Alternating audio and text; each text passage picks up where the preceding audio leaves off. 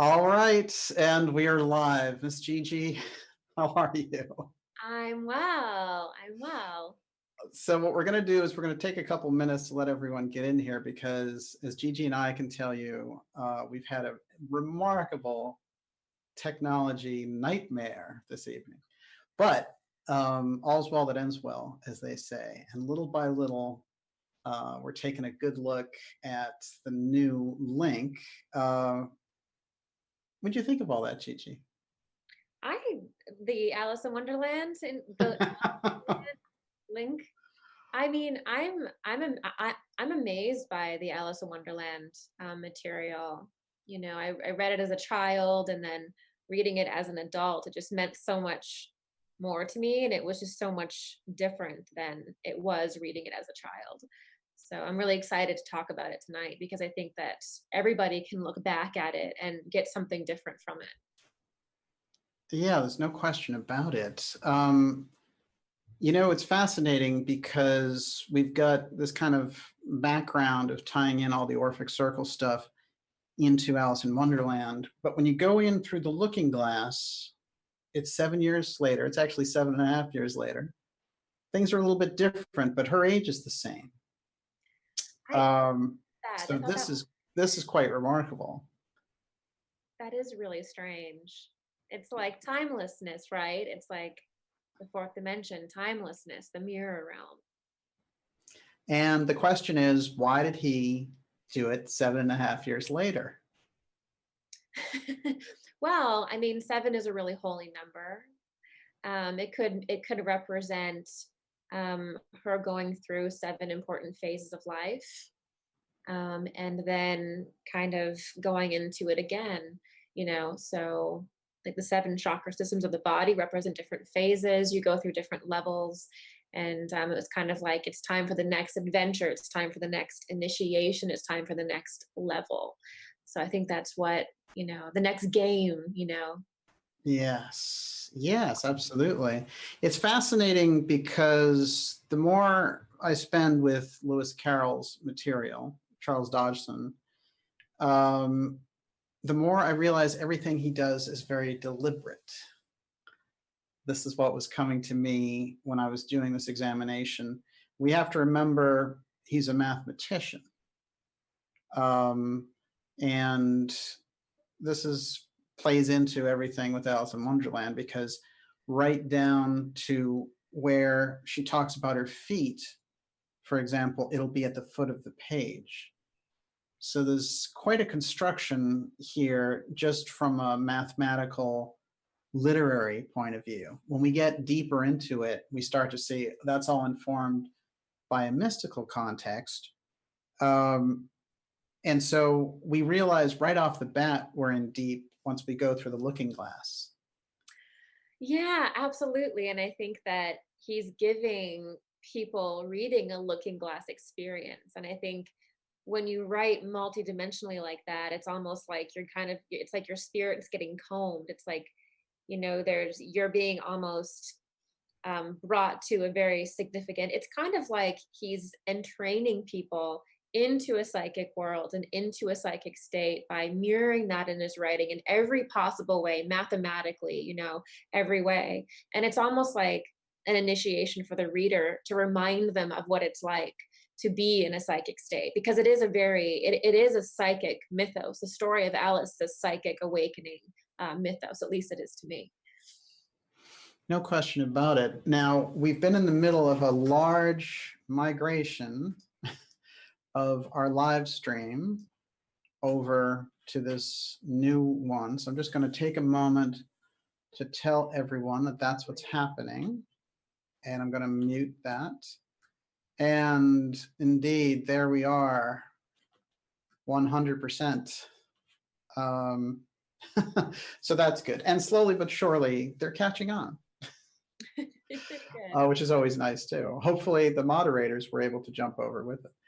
We're in here for X Series episode 62. And this is Alice, Mirror, Mirror, Through the Looking Glass, the Mirror Initiate, Alice. And we're joined by Gigi Young. And Gigi, whenever we get around Alice in Wonderland, rabbits, mysticism, we're right up your alley somehow. Yeah, we're right there for me.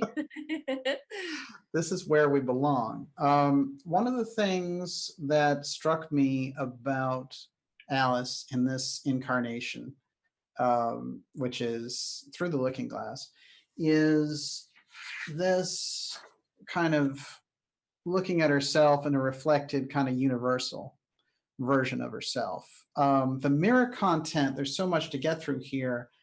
What are we looking at mystically with the mirror content?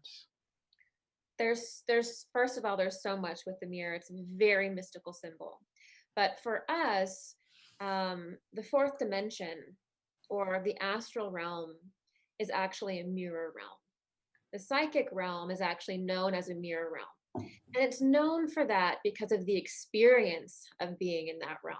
Everything's reflected to you. Every feeling inside of you is reflected there. Every thought that you have is somehow symbolically reflected there. And so it really, perhaps at the heart of it, if you were to take one thing away from the mirror, it's that it is going into the psychic dimension, the astral realm, the fourth dimension, the psychic space. And it's giving you that experience. It's describing that experience in story and metaphor. Interesting. So it's literally, you're going into that mirror realm where you see it reflected. You can't touch it, but you can see it, but you can't be it.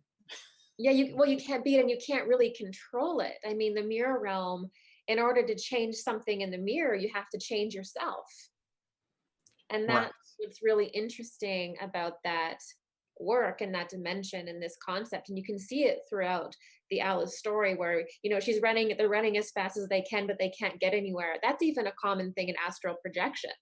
When people are like, they try to move and they can't move. And it's because in order to move in the mirror realm, you have to make an internal change, or you have to do it. It's like a different way of navigating that dimension than our third dimension. Gigi, why does a children's author who's known mostly for mathematics write a story that takes us into a shamanistic wonderland? And why is the hero of the story a young girl? I think that there could be a lot of different ways that you could explore that. But I think that, like so many fairy tales, but especially Alice, I think it's allowing children, especially young girls, to remember one of the most special things about them, which is their imagination and their intuition. And I think going into this materialist age, like we've talked about with Steiner, how he was writing all this work to survive into this age. I think that, if it were me saying it, I think that Carroll wrote this beautiful psychic awakening mythos that is Alice in the Looking Glass and Alice in Wonderland, so that through story, young girls could carry their psychic senses with them, the psychic experience, and without even knowing it, which is what story does. So it was a way to have these initiations take place within young girls' consciousness that would survive, I think, a materialist age. With story and metaphor is the best way to do that.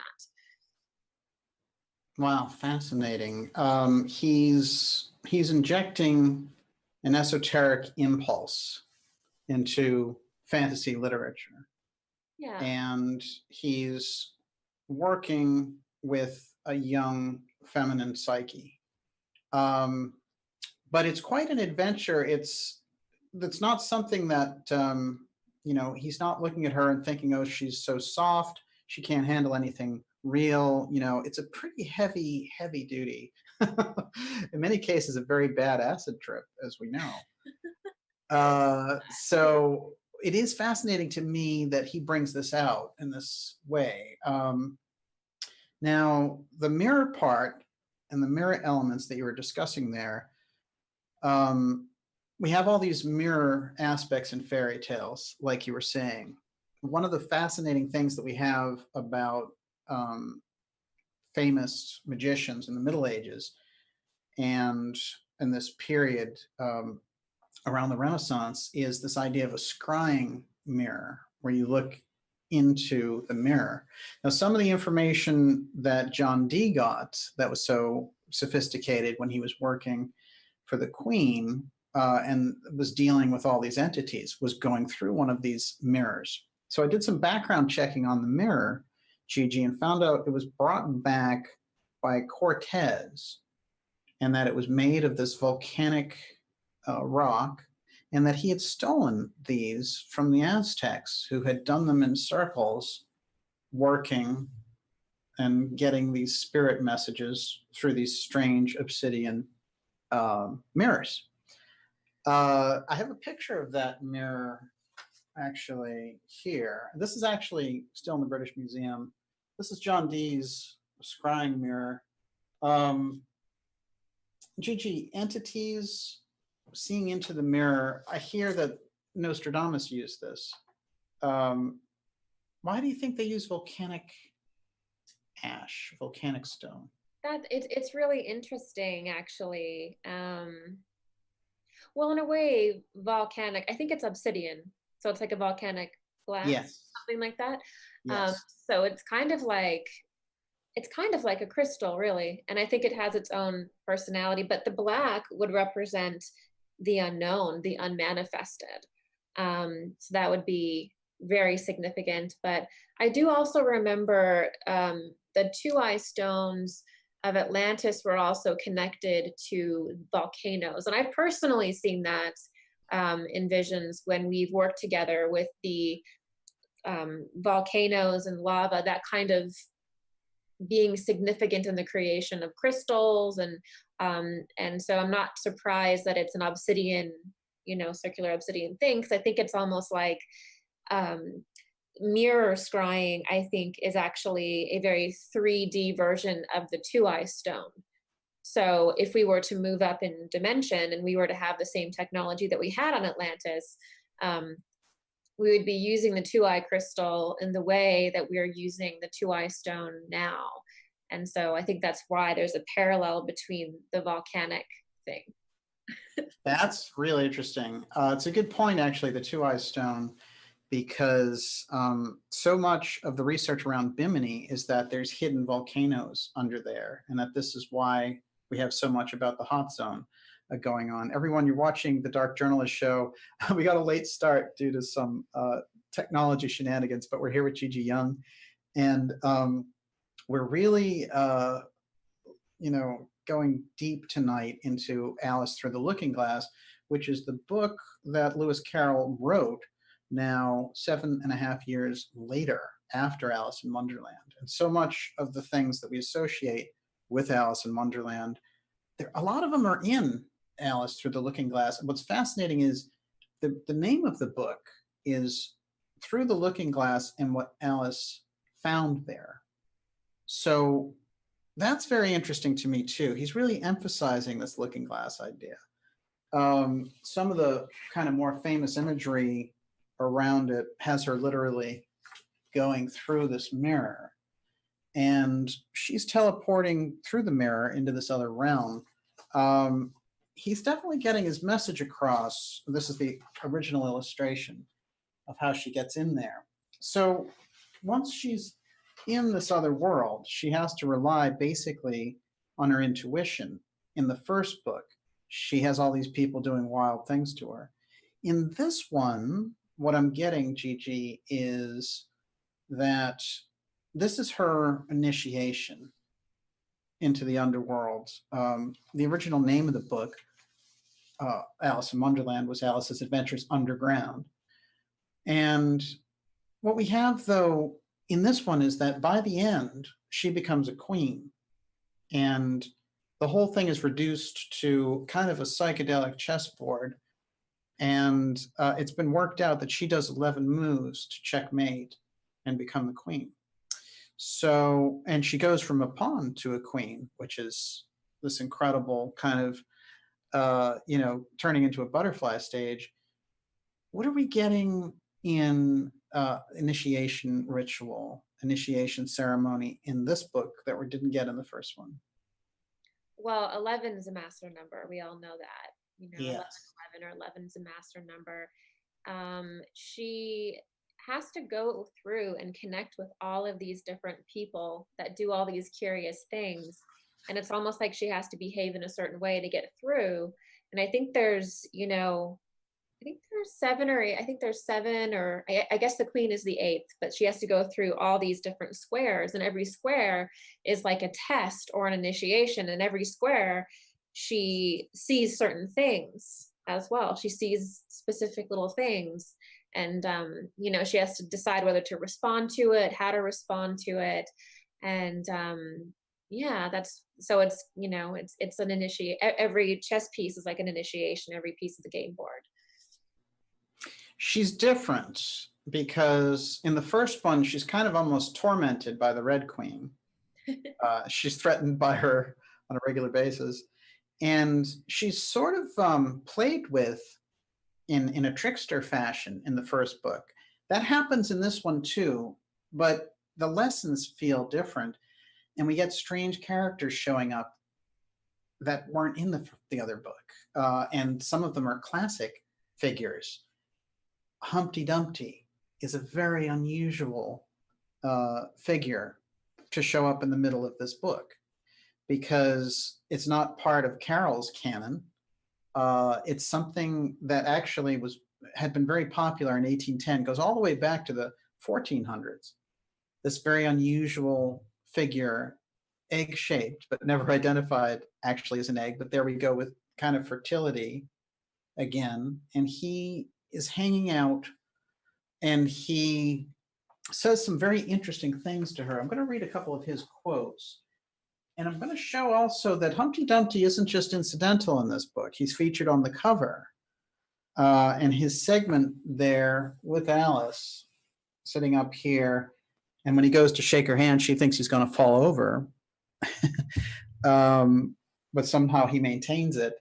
And he acts very, very unusual and very flippant to her. There is the cover of the book.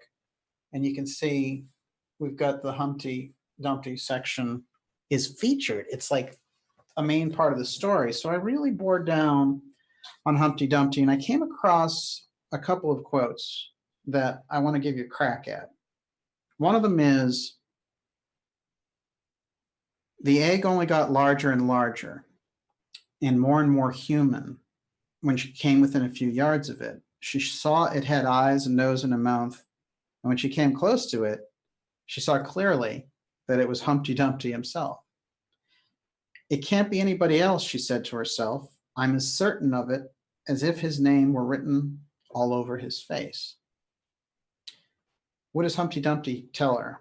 He says, quote, "When I use a word," and he says this in a rather scornful tone, "it means just what I choose it to mean, neither more nor less."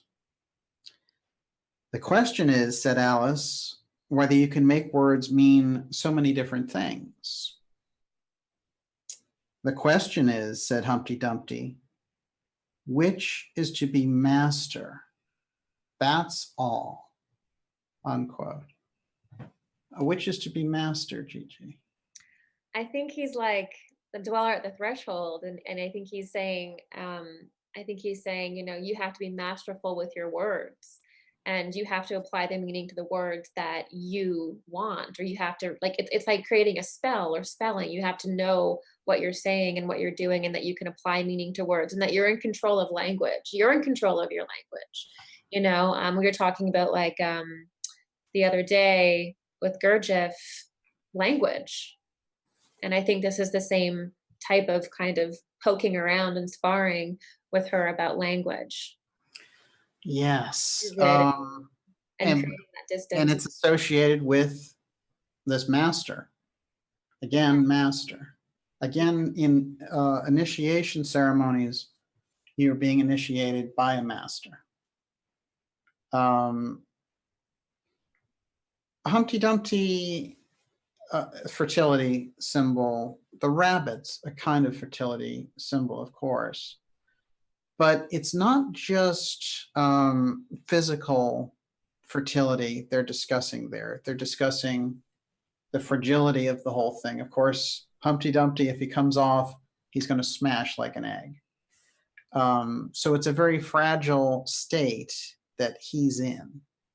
He's like a buffer, almost like a buffer of the human personality. And he's telling her, I don't care which words you use. The question really is, which one is the master? So for me now, I'm saying, all right, Humpty Dumpty, chess, Tweedledee and Tweedledum, who we'll get to in a minute, they show up. Other figures like this are showing up. It's like everyone, this is like an all-star cast. But what I get from it is that there was a chess expert who gave us a little bit of an insight about the chess moves that are suggested on the board. And I want to show a couple of those and get your opinion on it. Everyone, you're watching the Dark Journalist Show. We are live, and we got a late start, maybe almost by an hour, because of some real technical shenanigans, but we're on board, and we've got Groovy Bean back there piloting the stream, doing a great job. And we're here with Gigi Young, going deep on Alice as a mirror initiate through the looking glass now. And we're going to draw in, as we've identified before, that Alice in Wonderland is a story of the Orphic Circle, fundamentally based on an Emma Britton type character. And I'm going to show later who the Orphic Circle kind of protege was in this case for Carroll. And a lot of people thought it was Alice Liddell, but actually I'm going to identify someone, and it's going to be one of those TKOs. And I've been looking for her for a while. A couple of interesting things. The chess board itself and the moves involved. 11 moves, as I mentioned. The white pawn, Alice, is to play and win in 11 moves, and she becomes a queen by making it to the other side. And there's a series of things that actually do become her moves on the board that are tied to certain sequences in the book. Now, there's an amazing article by Sergio Ernesto Negri, and he is a chess wizard, and he writes about chess. And it's in Chess News. I grabbed a quote from it because I think it's going to come in handy for us to look at this and the cues from mathematics, from games, from chess in particular, because it's all set there. So here's his quote. The use of the mirror, the looking glass, as a protagonist likewise refers to the eternal question of the double, which is always present in literature during the Romantic era. On a psychological level, it could be said that Carroll presented sides of his personality that were kept hidden. Through the looking glass, he was free to explore unexplained impulses using allegories allowed in fiction. In this framework, another detail worth mentioning as constructive of Carroll's personality is the fact that in order to say whatever he wanted, Charles Lutwidge Dodgson, which is Carroll's real name, decided to hide behind the pseudonym Lewis Carroll. That is another word game. For its construction, he used the following process. He took his full name, Latinized it, took it back to English, and reversed its order. That is to say, Charles became successively Carolus and Carroll, while Lutwidge mutated into Ludovicus and Lewis. It could also be said that Charles Lutwidge Dodgson constructed the alias Lewis Carroll through a mirror, as the right and left positions mutate laterally when reflected. The author did the same when he decided to invert the order in his name. Gigi, his name itself is a mirror. And there's loads of steganography in the way that he reconstructed his name. The esoteric depth of someone like Carroll, we're getting a glimpse of it. Wow. That's a magical practice that he just did with his book. You know, he just did a whole magical thing with it. Um, you know, embedding that. That's incredible. I mean, that's incredible. It's fascinating. It's we start to get some understanding then when we're seeing Alice interact with all these figures, that there's an incredible kind of esoteric doctrine being moved into position. And the fact that the first book takes place underground and the second on a chessboard, how are you reading that? Because in the second one, she becomes the initiate, but it is going to the underground, to the underworld, to get the tools. Ah, so maybe she's goes to Wonderland and she gets the kind of oriented in the type of consciousness and the tools, and then she has to come onto Earth, and then she has to, you know, play the game basically, with what she's learned. Right. That's really fascinating. The modern kind of extrapolation and use of Alice as you know, an initiation style ritual we see over and over again, and maybe its misuse, because coming out of the Orphic Circle, I would think the kind of Alice program where they worked to bring out young women's psychic sensibilities in the case of like Emma Britton. And we're going to talk about Emma Britton here. But how do you see them? We're seeing this kind of inverse through a Black Mirror now, where the Alice thing is being used against greater consciousness.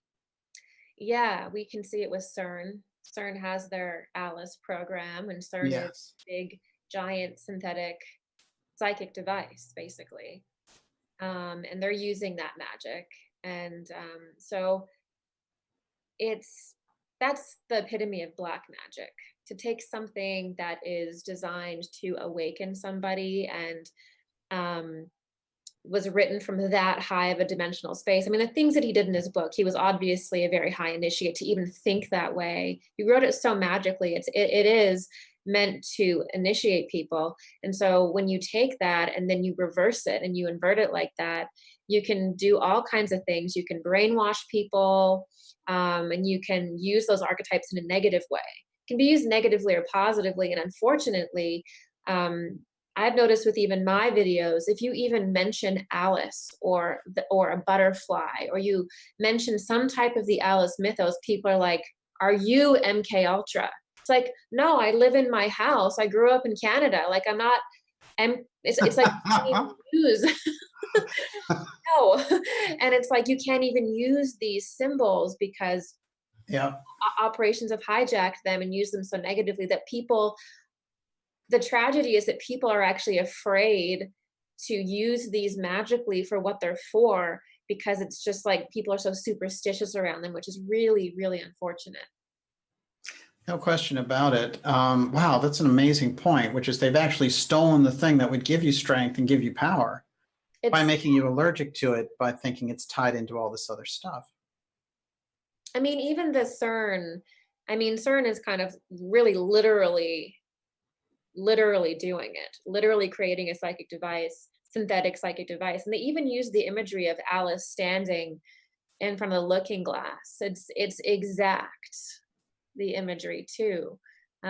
So we need to. Yeah, wow, it's a great point. It is. The CERN thing is almost like an abomination of the whole thing by really just turning it into that transhumanism. And they actually call that realm where they've built the huge tunnel, and it has generated the hottest and the coldest spots. So it's hotter than the sun and it's colder than Antarctica.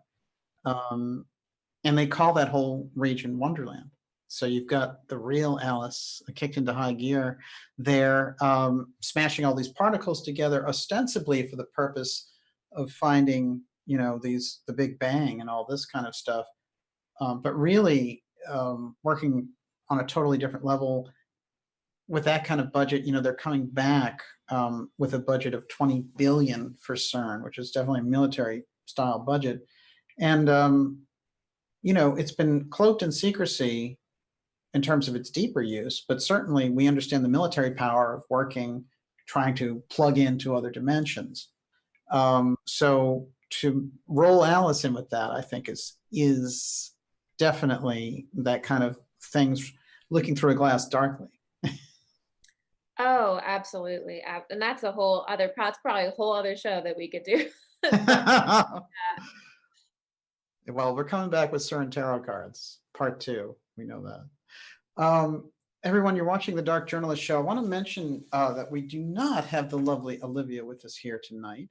Olivia actually got rear-ended a week ago, and she's still recovering from that. She's doing great. And, you know, the incredible thing that happened when her car was stopped, just coming through all that is beyond remarkable. So she's done an amazing job, and she'll be back with us in the weeks to follow. But for everyone who's wondering how she's doing a lot better, and she's definitely going to be up for it. But she knew all about tonight's show, and she popped into the chat in the beginning just to let us know that she's out there watching. We will have her back, and tonight we're with Gigi Young, and you know, Gigi. One thing that's amazing, especially with this episode X62, when we go into these subjects and when we're going on the deeper levels esoterically, it's like we need various types of information, historical information, scientific information, but that psychic information, the ability that you have to tap into it. And we've seen in the work that you do, gigiyoung.com, your amazing videos on YouTube, but on your work in the X series, it requires now, in order to apprehend a full picture, it actually requires, because so much of the information is psychic by its very design, because the mystery schools are so involved in laying these things out, whether it's geopolitical, historical, or in literature. The psychic aspect is still, it's not really well understood in modern society. It's not, and it needs to be desperately more than ever. The occult side of this has been purposefully hidden, because once you understand the occult beliefs, and there are some brave people who talk about them, and you're one of them, once you understand the occult beliefs, everything falls apart, just disintegrates. Suddenly you can see all the patterns, and that's why it's the most protected thing. And there's no coincidence that we are sitting with the soul so divorced from our consciousness, and we're in the most materialistic age. There's that's not an accident. The more divorced we become from our soul, the more dense we become, and that's where we are right now. And they want to keep it that way so that the truth isn't noticed. And I've even noticed, unfortunately, people's consciousness changing very negatively, where they can't think symbolically anymore. They can't think metaphorically anymore. Everything is literal. And when you have that, that's Ahriman, that's harmonic, that's when Ahriman is solidifying everything down. There's no more nuance, there's no more symbology. You don't understand Alice in Wonderland anymore. Right. You think it's a literal, but you just throw it in the garbage because you think it's a literal crazy book. What's the point of that? And that's the danger of where we are now, is we're losing the ability to, first and foremost, think symbolically and metaphorically, and then allow that to grow into intuition. And we need to get that back. If we're going to solve anything, we need to get that back. Right. It's an entirely different level of understanding. And it's interesting you mentioned Ahriman there, of course, because in Steiner's work in anthroposophy, Ahriman is about narrowing down humanity's focus to divorce it from its spiritual heritage, because it wants to occupy that space. And the way he describes the Ahrimanic force is a dark astral force that moves through technology in the 21st century. It is interesting because you'd have to say that we are in, this is Ahriman's period of time, virtual reality, the robotics, the transhumanism. But there's an echo back there in literature, in esoteric themes. Frankenstein, Mary Shelley being a very good candidate for the Orphic Circle, in my opinion. So we're getting the message that was vouchsafed for us by these groups, and the echo is coming back to us now. Yeah, and it's in story, the thing that survives the most, symbology, metaphor. You know, if we start looking at Frankenstein with the bolts in his neck and the lightning bolts and the electricity that creates him, if we start looking at that as a literal story, you know, that's which is where our consciousness is going, is no more creativity. All of the Hollywood remakes all the Hollywood movies now are remakes. There's no originality anymore. That's Armon. You know, there's no Shelleys. If there are Shelleys writing anymore, they don't get to sit at the table, you know? So right. It's really a toxic place for creativity and psychics. And but it is all there, as you're saying. You know, if you read Frankenstein, if you read the Alice, if you read even other fairy tales and myths, it is there. It's there. It's just people are not right now choosing to use those tools and train their consciousness. Oh, it's a good point. We have the material, we have the legacy from the mystery schools, we have the legacy from these literary figures. They've given us something great, but it's almost like we have to do the activity to arouse our consciousness to apprehend what they left for us. Yeah. And it's easy to get distracted, of course. And like you said, just think of something like the Alice in Wonderland books as funny children's literature, you know, non-applicable. I want to get into who Alice is, really, which is going to be an interesting section. Here's something on the math side. Alice says her age, and it actually annoys Humpty Dumpty in Through the Looking Glass when she says her age. She specifically says, I'm 7.5. And she makes this kind of pronouncement. Now, this book came out 7.5 years after Alice in Wonderland, Alice's Adventures in Wonderland. And so the 7.5 theme is coming up as a regular mainstay. Now, there are mathematicians who've looked at the book and can see the patterns that he uses for math, but I wanted to find out what in math the 7.5 was all about. And I found this, which is a very bland mathematical explanation loaded for purposes of this conversation with meaning. And I want to mention that this is basically Alice is time itself. And let's see how this works. Okay, in mathematics, there are two commonly used units of measurement for angles. The most familiar unit of measurement is that of degrees.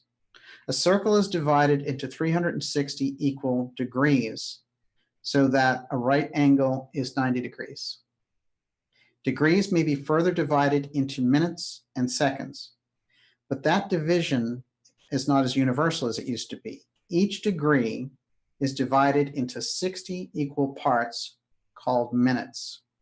So 7.5 degrees can be called 7 degrees and 30 minutes, written 7:30. Each minute is further divided into 60 equal parts called seconds. For instance, 2 degrees, 5 minutes, 30 seconds is written 2530. The division of degrees into minutes and seconds of angle is analogous to the division of hours into minutes and seconds of time. He's giving us in 7.5 something very significant, because if we take this correctly, Alice, by stating that she's 7.5, by the way, she hasn't aged by the time she gets to the next book. But is he giving us the clue there that she is time? Probably. I would say so. Yeah. Yeah. 7.5. There we are. It's fascinating to me because I always feel like when they bring in a figure like Humpty Dumpty, it's very unusual in this setup. When they bring in 7.5 and he's annoyed by it, it feels like there's an exchange going on there beneath the surface. And once I got into angles on it, I started to wonder about this number 7, which we know is so important in esoteric and occult literature. So when we're looking at it in terms of the Orphic Circle and how they worked with these younger girls, she's 7.5. The Orphic Circle worked with girls that were 9 to 14 and generally stopped working with them after they were 14, interestingly enough. So my candidate for Alice, anyone who watched X episode 15, the candidate is Emma Britton. Emma Britton was a young mystic who was trained to basically take her somnambulist visions and apply them towards situations of state, situations for literary figures, and the people who drew her in, she identified them as the Orphic Circle. The Orphic Circle, we know for a fact, contained characters like Charles Dickens, Edward Bulwer-Lytton, who wrote Zanoni and the Coming Race and all that incredible science fiction in the 19th century, who was according to Steiner and Blavatsky, was a mystery school initiate. And his work is fascinating and takes place underground predominantly. But all of these high-ranking figures were using Emma to get this information, state secrets, the nature of reality, by putting her into this somnambulistic trance. And I'm going to show how this feeds into what happens with Alice as she becomes an archetype in all these other stories, including The Wizard of Oz and other ones. But what is it about the somnambulist trance, Gigi, where they're using her as a sleepwalker to get this information on a higher psychic level? Yeah, so trance channeling, or the sleeping trances, that's a way to remove the personality of the psychic and mesh the intuitive just purely into spirit. And through questions, you'll magnetize the answers, but the personality is removed. So any fears or likes or dislikes that would normally perhaps sway information one way or another with an intuitive, that is removed when you are a deep trance channel. Also, when you are doing that, you can actually take on the personality of people. Get very superstitious about this, but you can actually take on the other personalities of deceased people or whatever. That's also part of trance channeling, but it's all about removing the personality so that the information can come in uninhibited. Right. Do you think because of Emma's age, well, she started when she was 9, but she worked with them till she was 14. Do you think that her age had a role in it, that as a conscious channel, she wouldn't be able to handle the things she needed, the buffer of her conscious mind being out? Yeah. If the information, you really have to, I think, to be a conscious channel, I think you have to have tempered certain things in your life so that there isn't as much of a charge there. So it's not as much there. But I think if you're young, if something could appear scary, a vision could appear scary, and also you're not going to understand the messages probably. Like, you don't have, like, to be a conscious channel, you actually probably have to be a little bit more educated. So you probably just don't actually have the index within you at that age to really actually understand the questions, to actually formulate the question within your body, to send it to spirit, right? So you have to have some kind of, yeah. Oh, absolutely. It's interesting. You have to have some way to process it. When you do your psychic work, you certainly go into other states of consciousness, but you're still awake.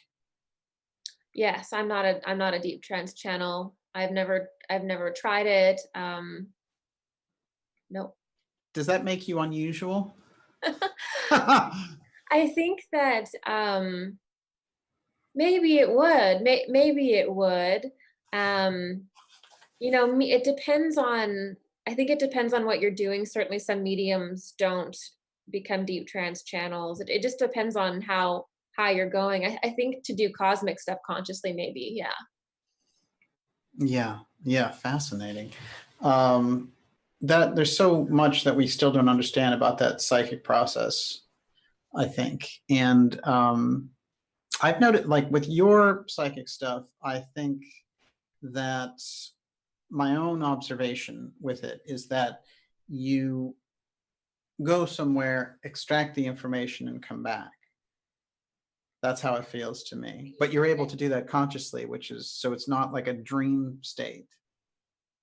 No, I'm completely conscious, and I'm here. You have to really get the balance right.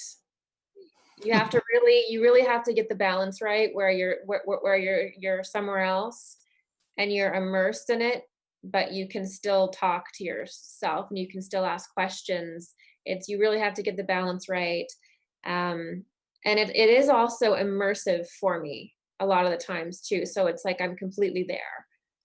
Whereas it's not like I'm just receiving an image or a sound or a snippet of something. It can be really immersive for me, like I'm that person or I'm there, which is also a little bit unusual.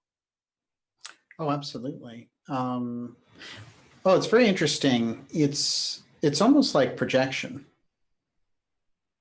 That's what it sounds like taking part in events that are far away. Yeah, it's like little movie clips, it is. It's like you're somewhere else while you're here. Most of my energy would be gone actually, but there's still enough here that I'm not in a somnambulistic trance state. Fascinating. I want to mention that you have a series of intuitive courses available, where you show people the ropes on the basic side and more advanced levels. You know, when it comes to a person's intuition, is that something that anyone can use? Everyone can and should develop their intuition, even if you never want to do crazy readings with people. You don't have to do that. You can use your intuition to sense whether something's dangerous, whether someone's dangerous, whether this business decision is good for you, what your life purpose is. Psychic information is just more information. And Right. it's more information to make a decision. It's more creativity. It's more lucidity in life. Like when you open your pineal gland, you just don't see visions. You see the truth around you. You see when people are lying to you. You see when the media is lying to you, because you start noticing these larger patterns that exist in a little bit of a higher density. And as you go up in density, things are a bit more simplified, more archetypal, and you can start noticing them. So you don't have to be working as a psychic to benefit from it. Everybody should try to get that part of themselves going again. We lost it in the fall. We want to regain what we lost in the fall. Right. And this is the kind of biblical fall or spiritual fall in all these traditions. That's what you're referring to. The loss of the language, the fall, lowering in density means our whole structure changed. Our bodies became denser, they changed, our minds changed, and we had to get rid of these abilities where we were sensing all these higher dimensional things, and it simplified into this more dense perception of reality, but we can get it back. And you could argue that that's the purpose of life, is to get that nuanced way of seeing and living back. You could argue that. I would argue that. Yeah, right, definitely, Yeah. you will.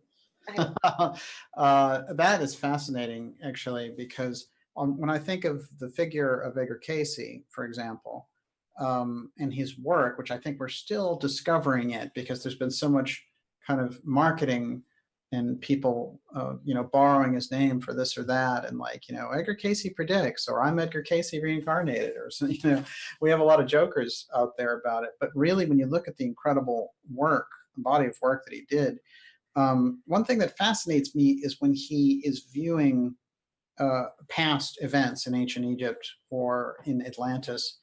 Um, it's like he's looking at a viewer and telling you what is taking place. Um, there's a famous story about he's about to give a reading for somebody, and they say, "Well, go ahead and start the reading." And he said, "Well, there's traffic." And he's on a bus across town. He's coming along. The guy was in New York, and so these soul forces of Casey's are trekking with this guy till he gets in his apartment, lies down. And so they called the guy and checked in on it and found that this was the case. So that thing is working in real time in Casey's era, but it also goes all the way back, as far back as he wants to go. When you get into that level, time isn't an obstacle, apparently. no, time is only something that kind of compresses us into 3D. Once you go into the higher realms, you don't move according to time like on a film strip. You move according to resonance. So basically, what you have to read the Akashic records or to know where someone is you have to, and this is a totally hard to explain, tangible psychic thing, but you have to have that person's resonance, what it is to you. Once you have that resonance, and it could be Atlantis, what that is to you, then you can go there. And so it's all done via resonance. If you can within you embody the resonance of that person or of that thing, you will traverse time to the closest possible resonance of that. So it's as though in that no time space, everything moves according to resonance rather than linear. But the linearness helps us understand that exact process. It's hard Wow. Yeah, yeah. Well, it's fascinating because it sounds like there's an energy signature that you yes. need to, it's almost like turning the key in the lock. You have to be able to resonate on that same frequency. You have to create it. You have to recognize what the 4D, it's almost like they're threads, and you got to put them all together. You got to know what it is. You got to create it in your being very loudly, and then you can go. You got to create it inside of you. If you don't know how to do that, you have to start working on building emotions very purposefully and mirroring things. You have to start there, but you have to be able to hold that frequency within you. And that's how a question is a frequency. When you ask a question, you'll notice that your spirit guides will usually answer it in a few days or in a dream. So that's kind of like that. Interesting. Well, prayer is a question in a sense, too. It's very interesting. There's like a call and response that's involved in that whole activity. That's Yeah. quite fascinating. You mentioned mirroring in there. Yes, it is. It's mirror. Exactly. What is that but a process of mirroring? If you're creating something and then Yeah. you're automatically brought there, it's as though the psychic realm is mirroring what you are.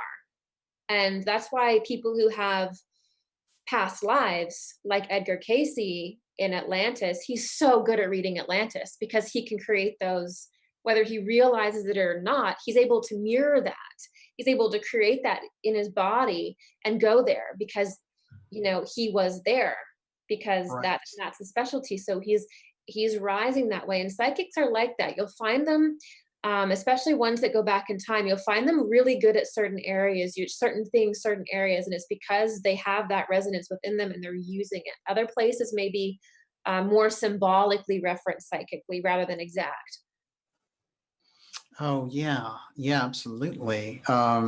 And there's a whole kind of symbolic version versus you actually having an experience there. So if you're in ancient Egypt, you're going to be able to use your soul memory in order to be there, to actually visit.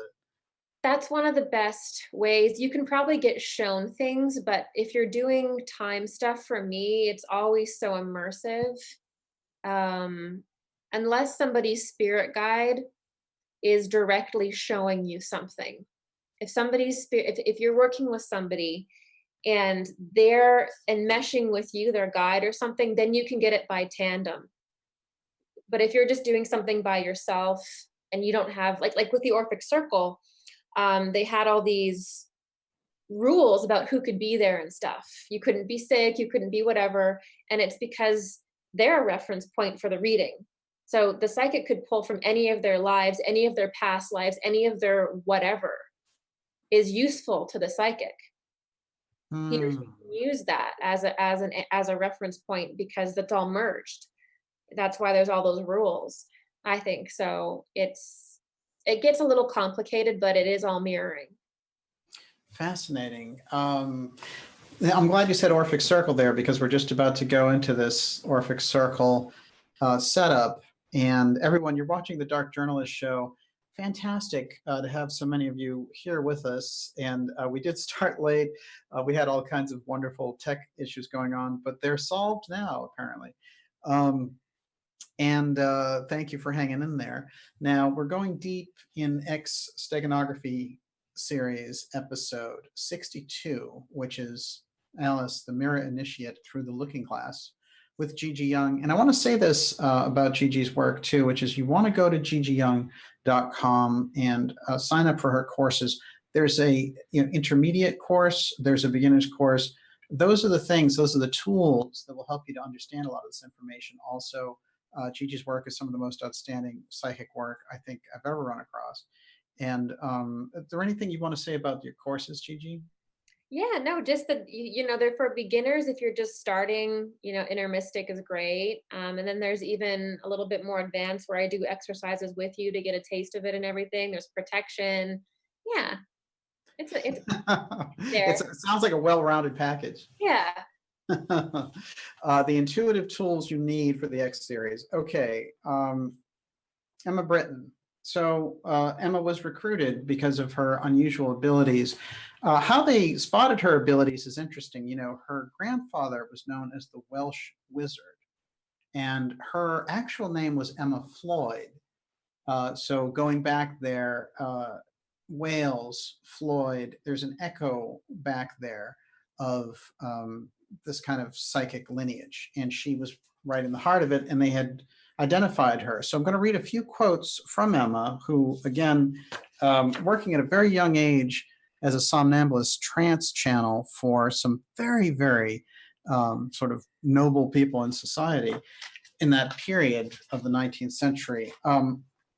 This is how she describes it for herself. Quote, "When quite young, in fact, before I became acquainted with certain parties who sought me out and professed a desire to observe the somnambulistic tendencies for which I was then remarkable, I found my new associates to be ladies and gentlemen, mostly persons of noble rank, and during a period of several years, I and many other young girls assisted at their sessions in the quality of somnambulists or mesmeric subjects.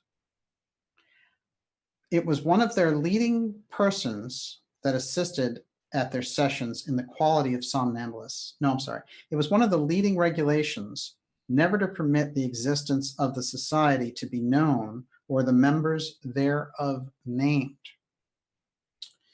until they passed on from this earth to higher life. It is in virtue of this last clause that I am at liberty to say that Lord Lytton, the Earl of Lord Lytton Bulwer Lytton, the writer of Zanoni and other books, the Earl of Stanhope, and Lieutenant Morrison, the author of Art Magic, belonged to this society. From the age of 12, my public life commenced, and anyone who has become acquainted with the severe studies which musical artists are called upon to pursue in Europe will scoff at the idea that any leisure could have been afforded me those metaphysic and scientific studies.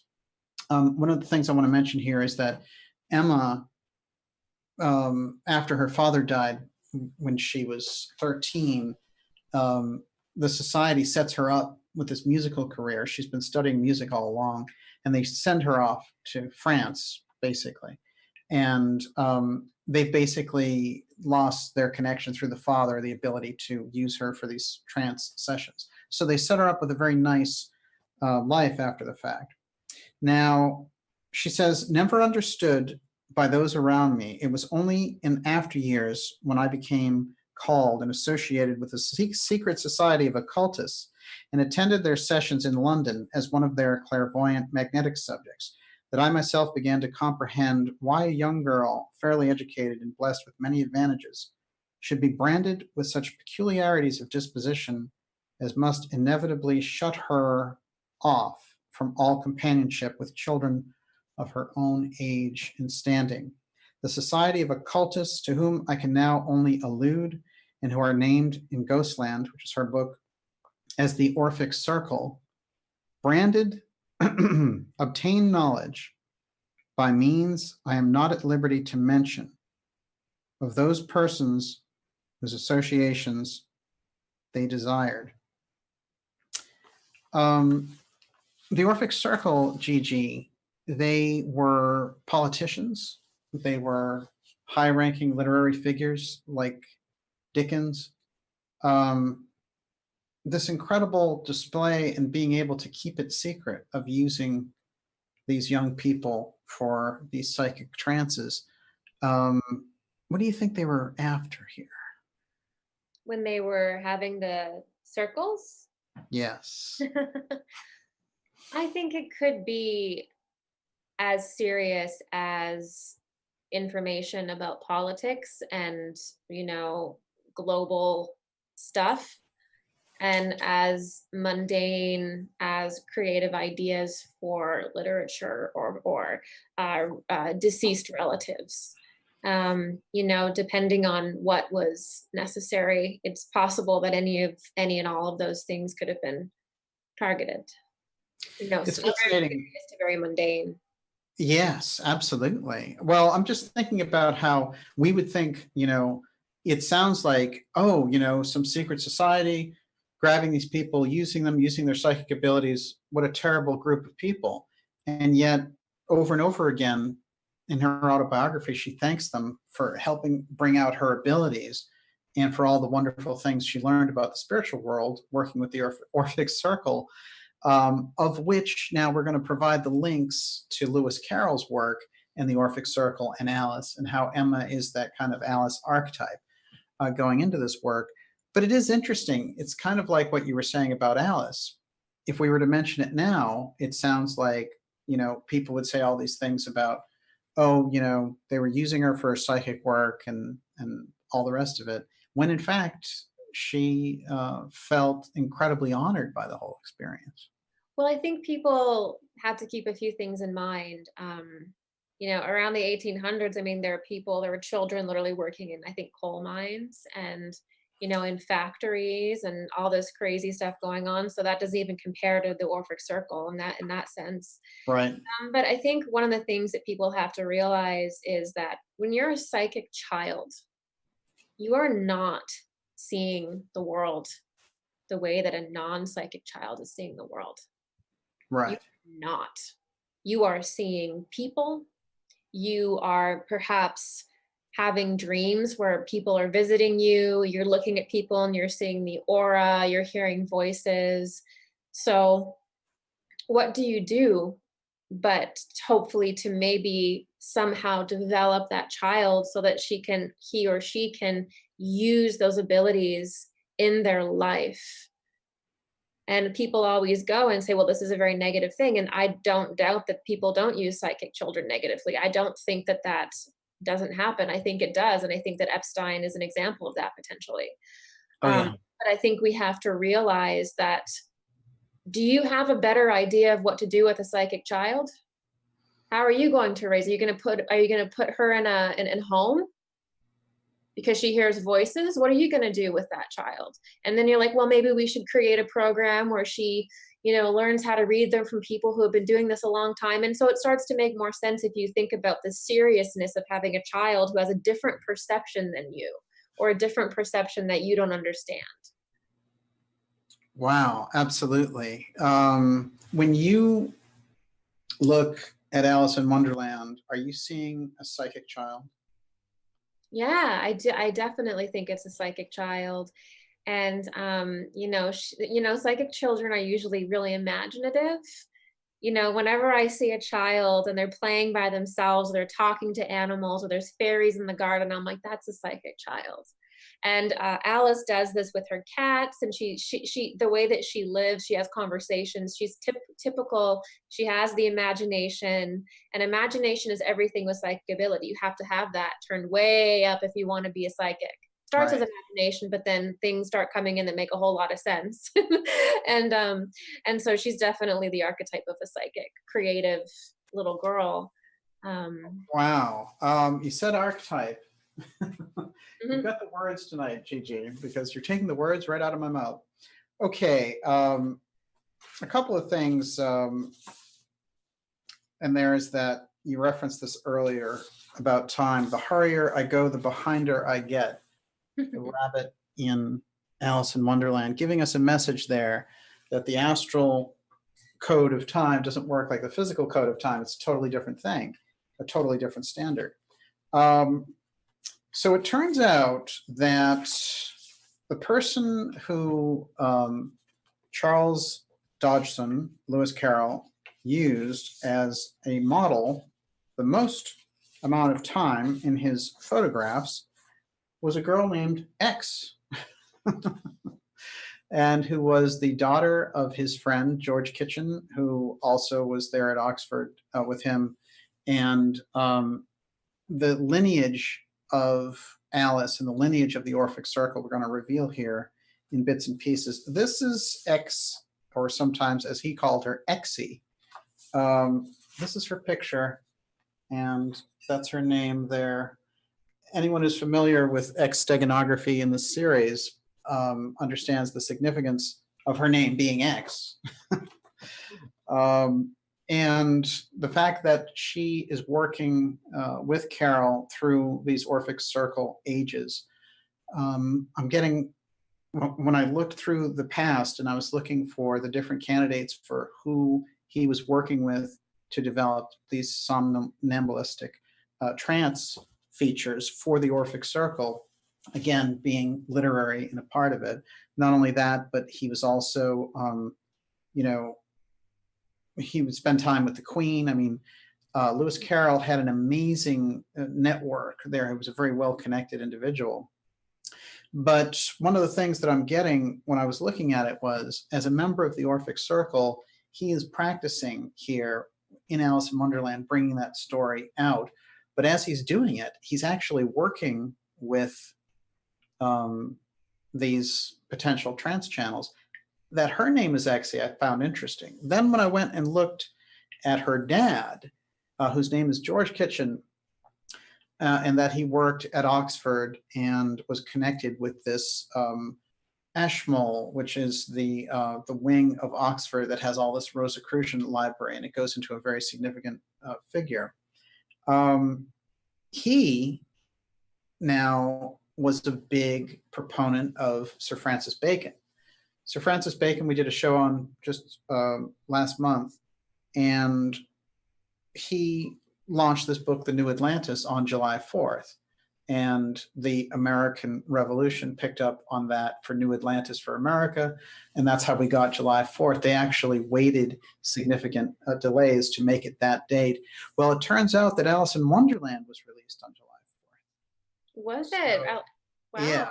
So we're getting that thread of these dates around it.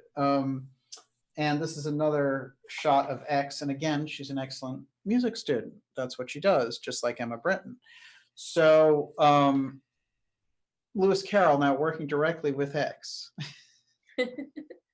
Seems like it's bringing us into that realm of the X steganography, and he's working that around. Now, a couple of quick things about her. Exie.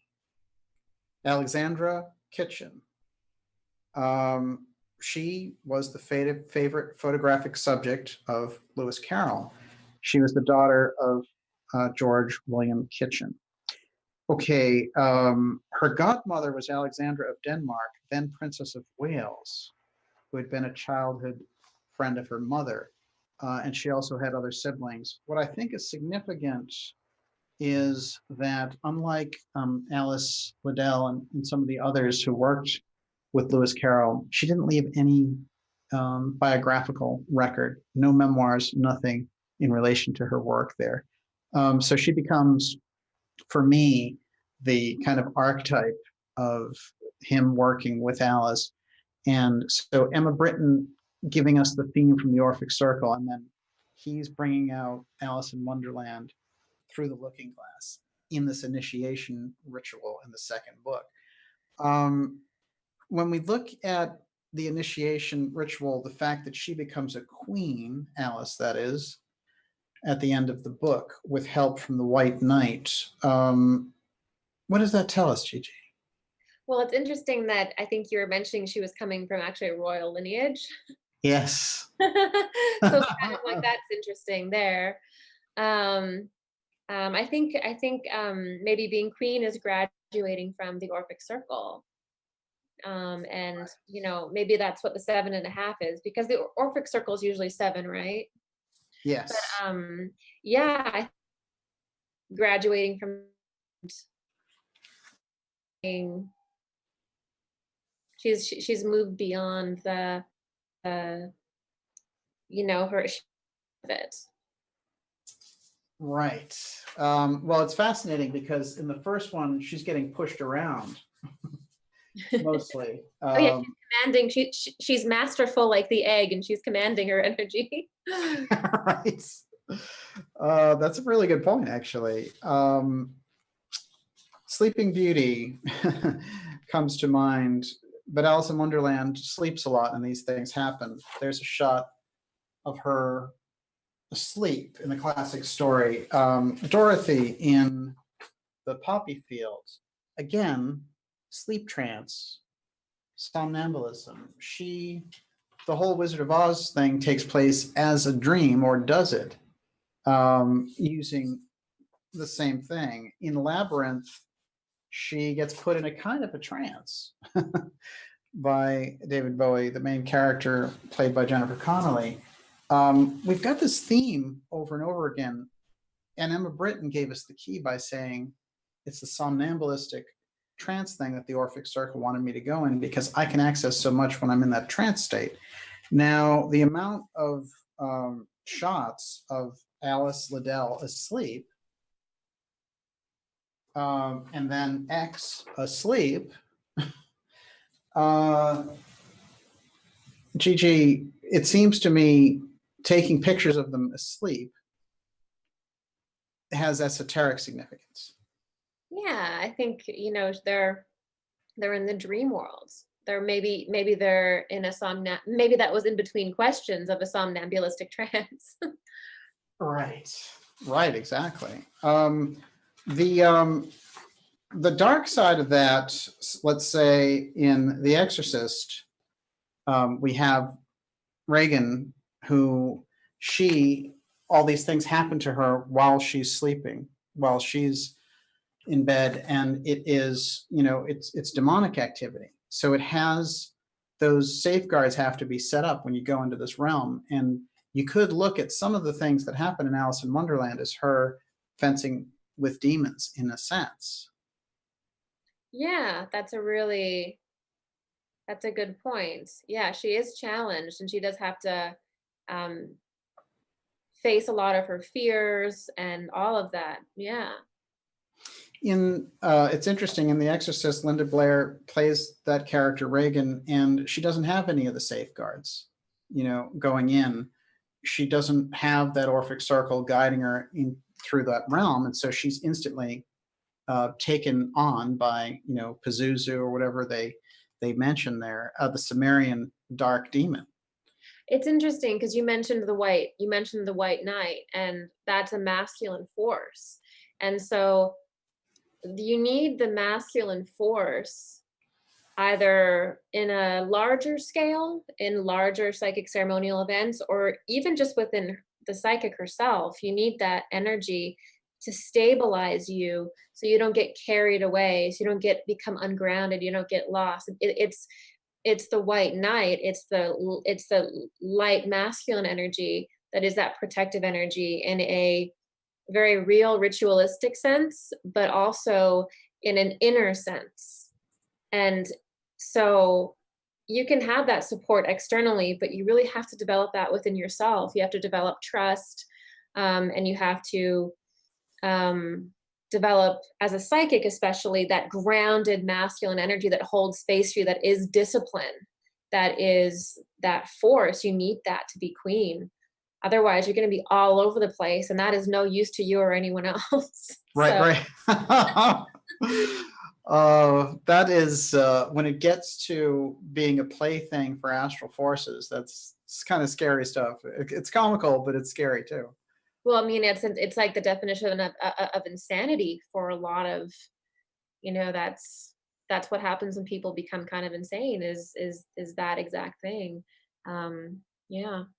If you take yourself as a kind of, not to put you on the spot, but you're the psychic who's around right now, so I'm going to ask you, if you took yourself as an archetype of a kind of Alice in Wonderland, in a sense, because not everyone can go into those states, or maybe they can, but they don't on a regular basis like you do.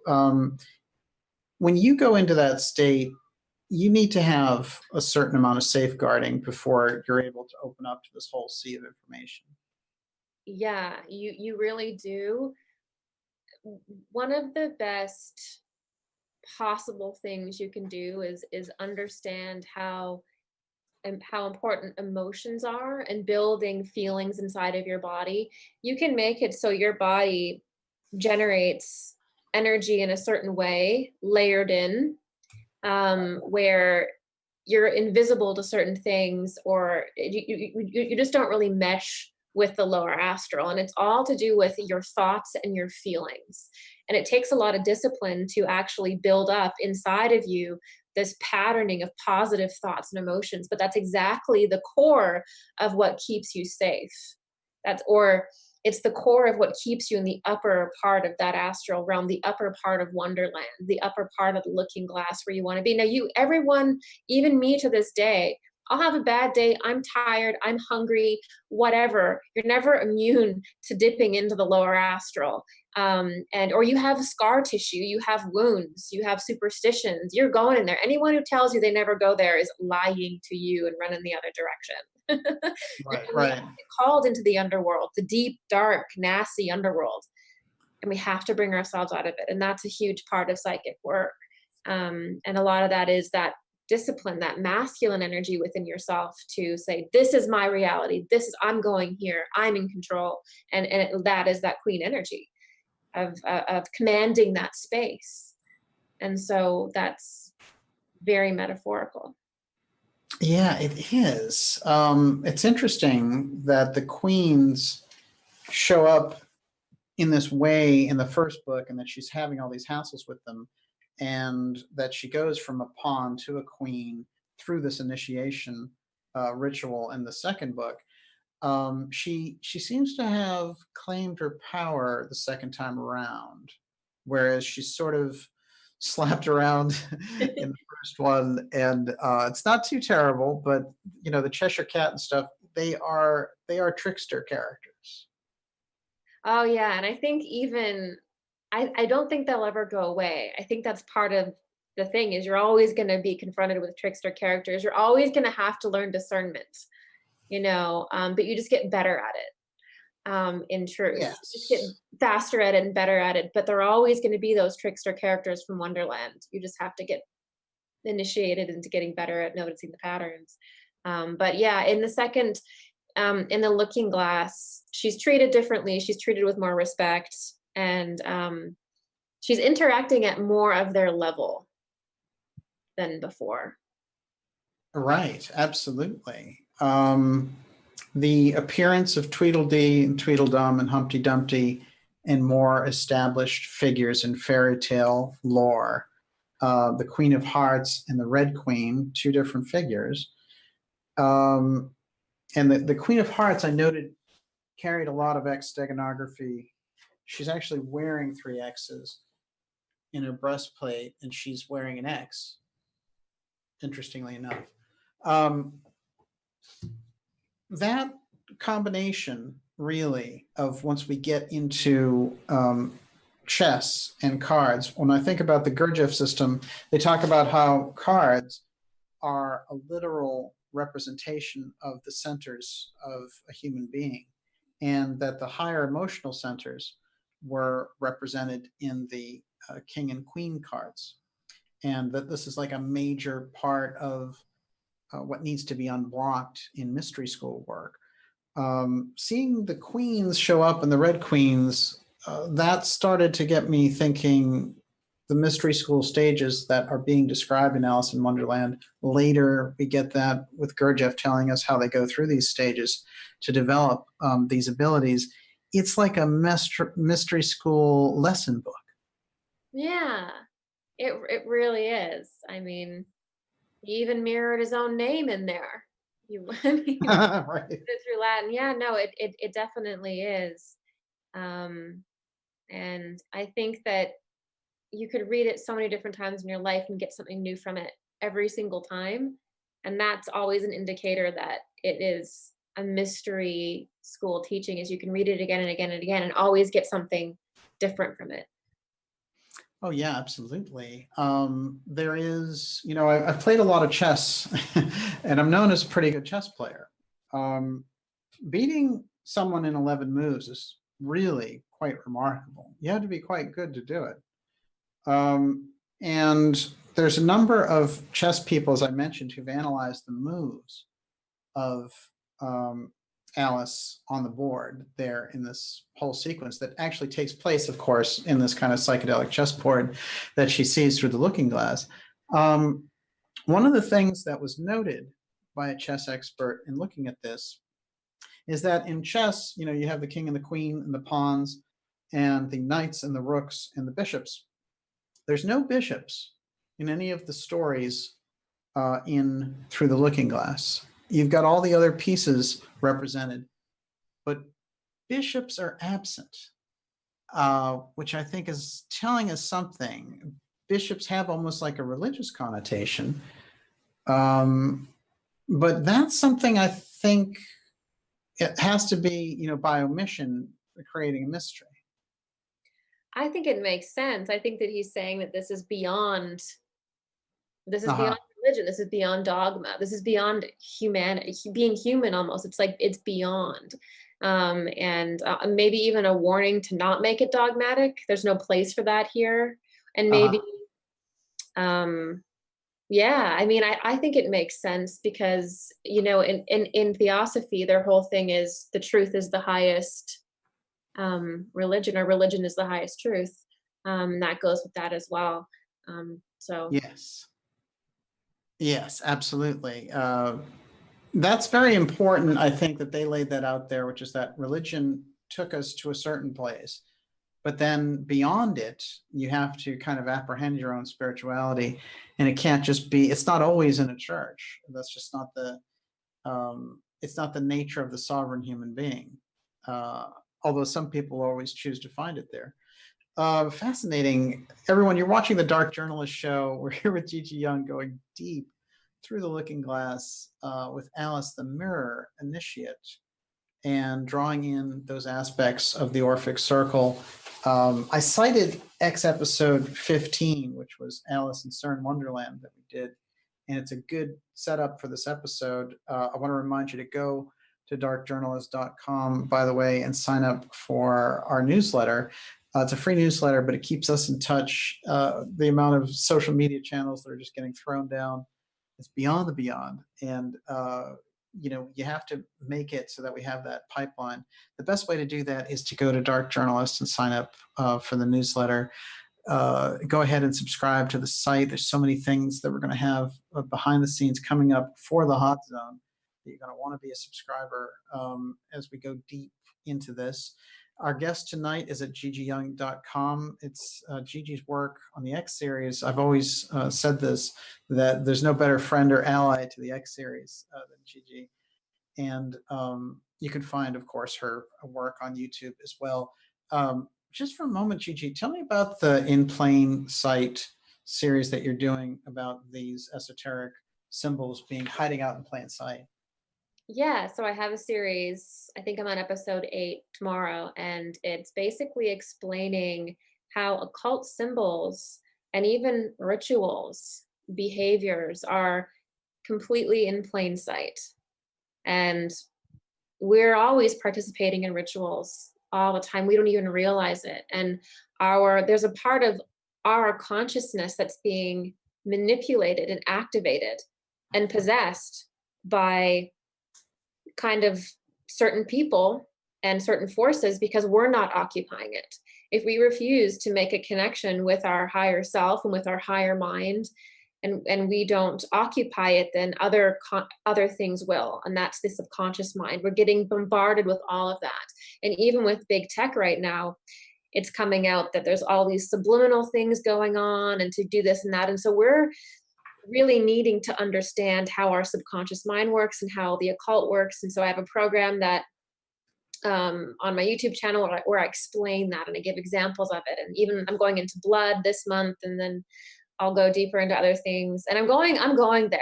I'm going into the darkest stuff. I'm going, and I hope you go with me.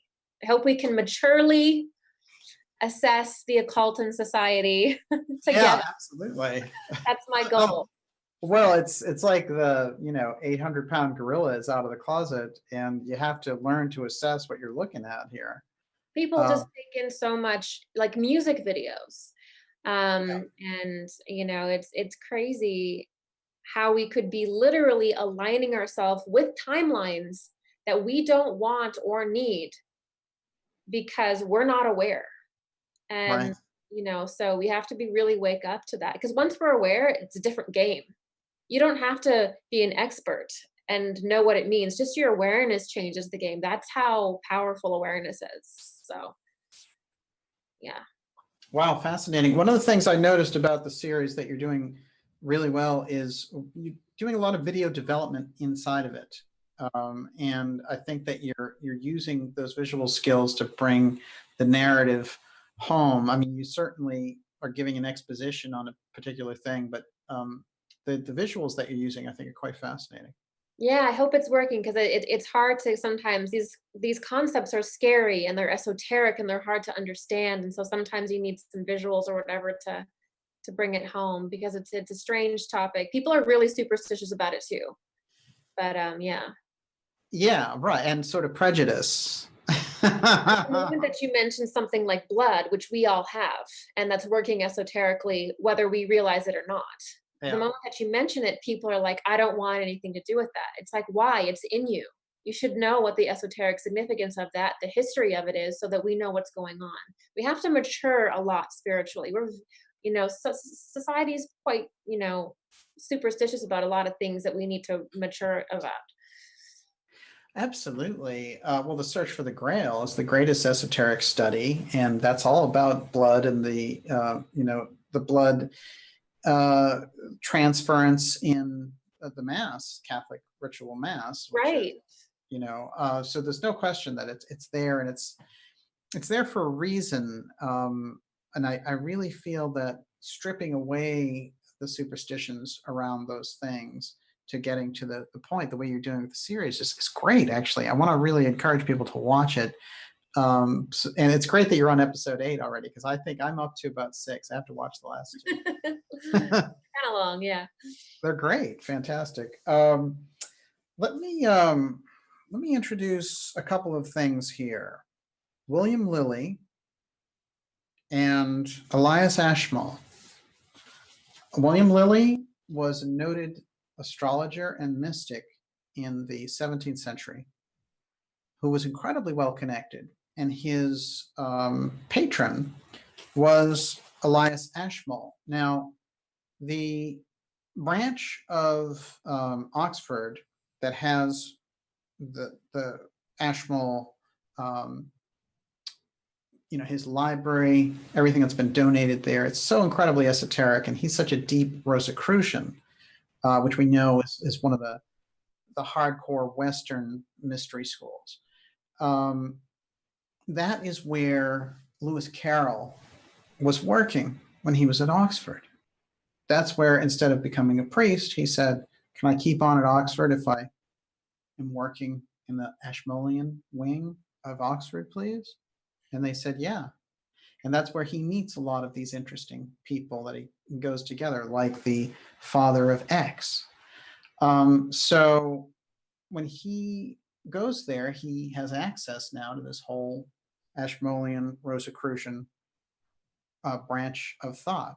Now, I have tied back the Orphic Circle and their activities and the whole Lewis Carroll approach on Alice back to the Rosicrucians. And we've seen the rabbits going down the rabbit hole in their early artwork. And the looking glass aspect is in some of their main 3 books that came out with the Rosicrucians in the 1600s. I want to draw our attention to Ashmole for a couple of reasons.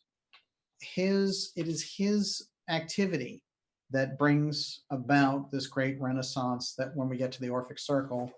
And he is also very well hooked up with all of these seers and astrologers, but he's also close to, being like a noble citizen as well. He's a very interesting, complex figure. A couple of things I want to mention about him is that he was close with William Lilly. Now, William Lilly, having been this kind of prophet, he predicted the London fires 14 years before they happened. But a few things about his life popped out at me that I want to read here to give us this background to find out the root of what this whole thing about Alice and the Orphic Circle is. One of the things that Lilly wrote was curious tales about the effects of crystals, which I think is pretty advanced when you think about it. Then, when we go deeper into his life, we start to see that as an astrologer, he has quite a remarkable access to higher aspects in societies. He's regarded so highly for his predictive work. So when he goes and retires, he starts writing these books. And one of the books is called Strange News from the East, a sober account of a comet or blazing star that's been seen several mornings late in 1677. Sounds like UFO activity. I mean, literally his books are like this. Another one is Mr. Lilly's hieroglyphics.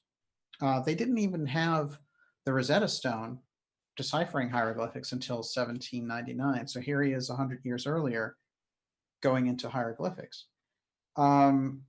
So the one that really caught me, though, was about a prediction that he made, and it's called The Prophecy of the White King. And again, we're getting into that white knight imagery, the White King in the Alice in Wonderland work, England's prophetical Merlin. And his book from 1644, Supernatural Sights and Apparitions Seen in London, 1644.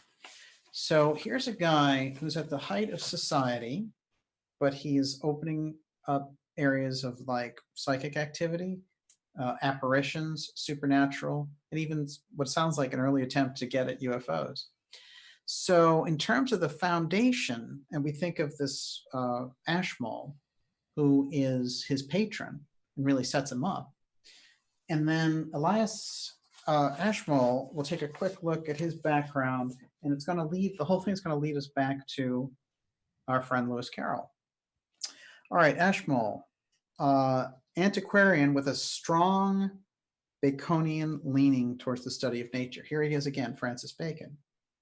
Francis Bacon, New Atlantis, released 1520, July 4th, talking all about this mystical island that still existed out there.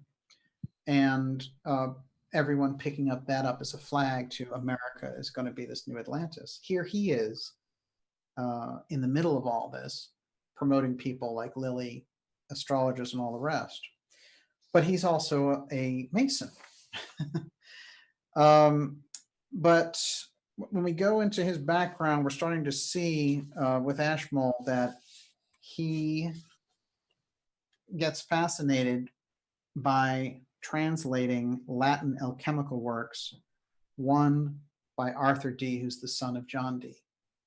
So we know that John Dee, as we started the program off with, had these scrying mirrors. And again, the looking glass aspect with Alice, and the fact that Carroll is taking his information from this Rosicrucian part of the mystery school tradition. And here we have Ashmole, who's a major Mason and Rosicrucian, creating the largest repository of knowledge anywhere with this incredible library. Now, one of the things I found very interesting in that library, this is a shot of Ashmole. This is a... Ooh, is that velvet? He's certainly a confident looking individual, for sure. Interesting things are donated to this wing, and the one that I found the most interesting is this, which is Akhenaten and Nefertiti with their kind of cone head shapes in this particular depiction. That was donated in the 19th century to Ashmole's wing at Oxford. And this is where Lewis Carroll finds himself. But Gigi, the mystery school traditions, harkening back to Akhenaten, moving us through the Rosicrucian era into actually informing us psychically through things like fairy tales by the 19th century, it's an interesting pattern. It is. It's almost like they've just been sort of taking a temperature and then handing out all of the necessary culturally significant psychic development, not even necessarily a psychic development, but just truth, you know, and just leaving it out there for people if they choose to engage. And here we are sort of right in the middle of it, because his crest that he designed himself is Mercury with two Gemini twins. Now, we did all of this interesting work in Steiner's Planetary Seals, which is an episode you and I did, I think, back in March. And Steiner is telling us, look, you have to understand something if you want to understand astrology, and if you want to understand astronomy, which is at a certain point, there was a great switch that took place between Mercury and Venus. And that what you know through the traditions starting about the 3rd century up as Venus is actually Mercury, and Mercury is a Venus. These are esoteric moves to change something, to change perception, to block information from coming out. It's very unusual then that he's using this Mercury. It seems to be a steganography, that they're communicating with each other, that they know these things. Well, if it was changed to protect certain esoteric pathways, like the resonance is changed. So then if you don't have the right resonance, remember, you can't access it. Right. We talked about that. So the resonance was changed. So it can't be accessed, which is why that was done. But if you knew what the original thing was and you used it in a certain way, then you were showing that you were in a certain inner circle, and that you were aware of that particular ritual that was done, or whatever was done to protect that esoteric pathway. You would be showing that you're essentially initiated into that particular, which would mean a lot socially, politically, especially in times of war or struggle, things like that. It would be really significant. Oh, actually, it's a great point. You know, when I think about it, and we touched on it, but what's fascinating to me is when you look at them switching Mercury and Venus, why do you think they did it? Because it's never explained, even in the Steiner literature, only that it happened for a very important reason. Well, from what I've seen in my work, I'm looking into this, well, my work with you looking into this, is the pathway was purposefully switched because there were people that were trying to use it in a very, very, very destructive way. And if that pathway was used in a destructive way, then the planet essentially would be disconnected and it would go in a very negative spiral. And so it had to be shifted to protect the planet from going into those sort of negative spirals that this very dark group was trying to use it for. So it had to be protected. And with that protection, it also allowed certain incarnations to take place. And it allowed that group to also take control of an aspect of certain rituals and certain things so that they could be preserved and so that humanity could have hope and that it could stay original. And so that even so certain incarnations could take place one after another. And so that there could be a pathway out.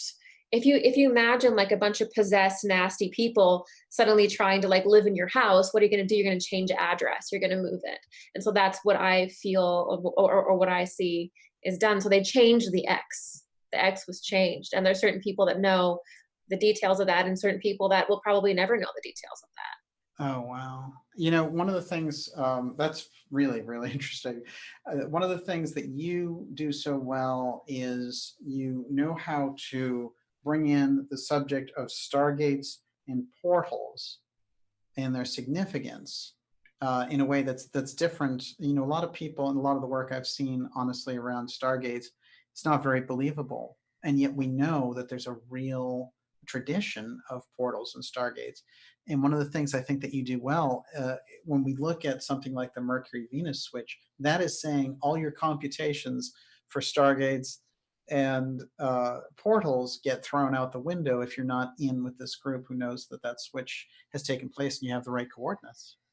Yeah, exactly. You have to be rooted in the right stars that can even represent different densities or different initiations. There's lots of different ways, because stargates can also be within us too, you know, to channel even.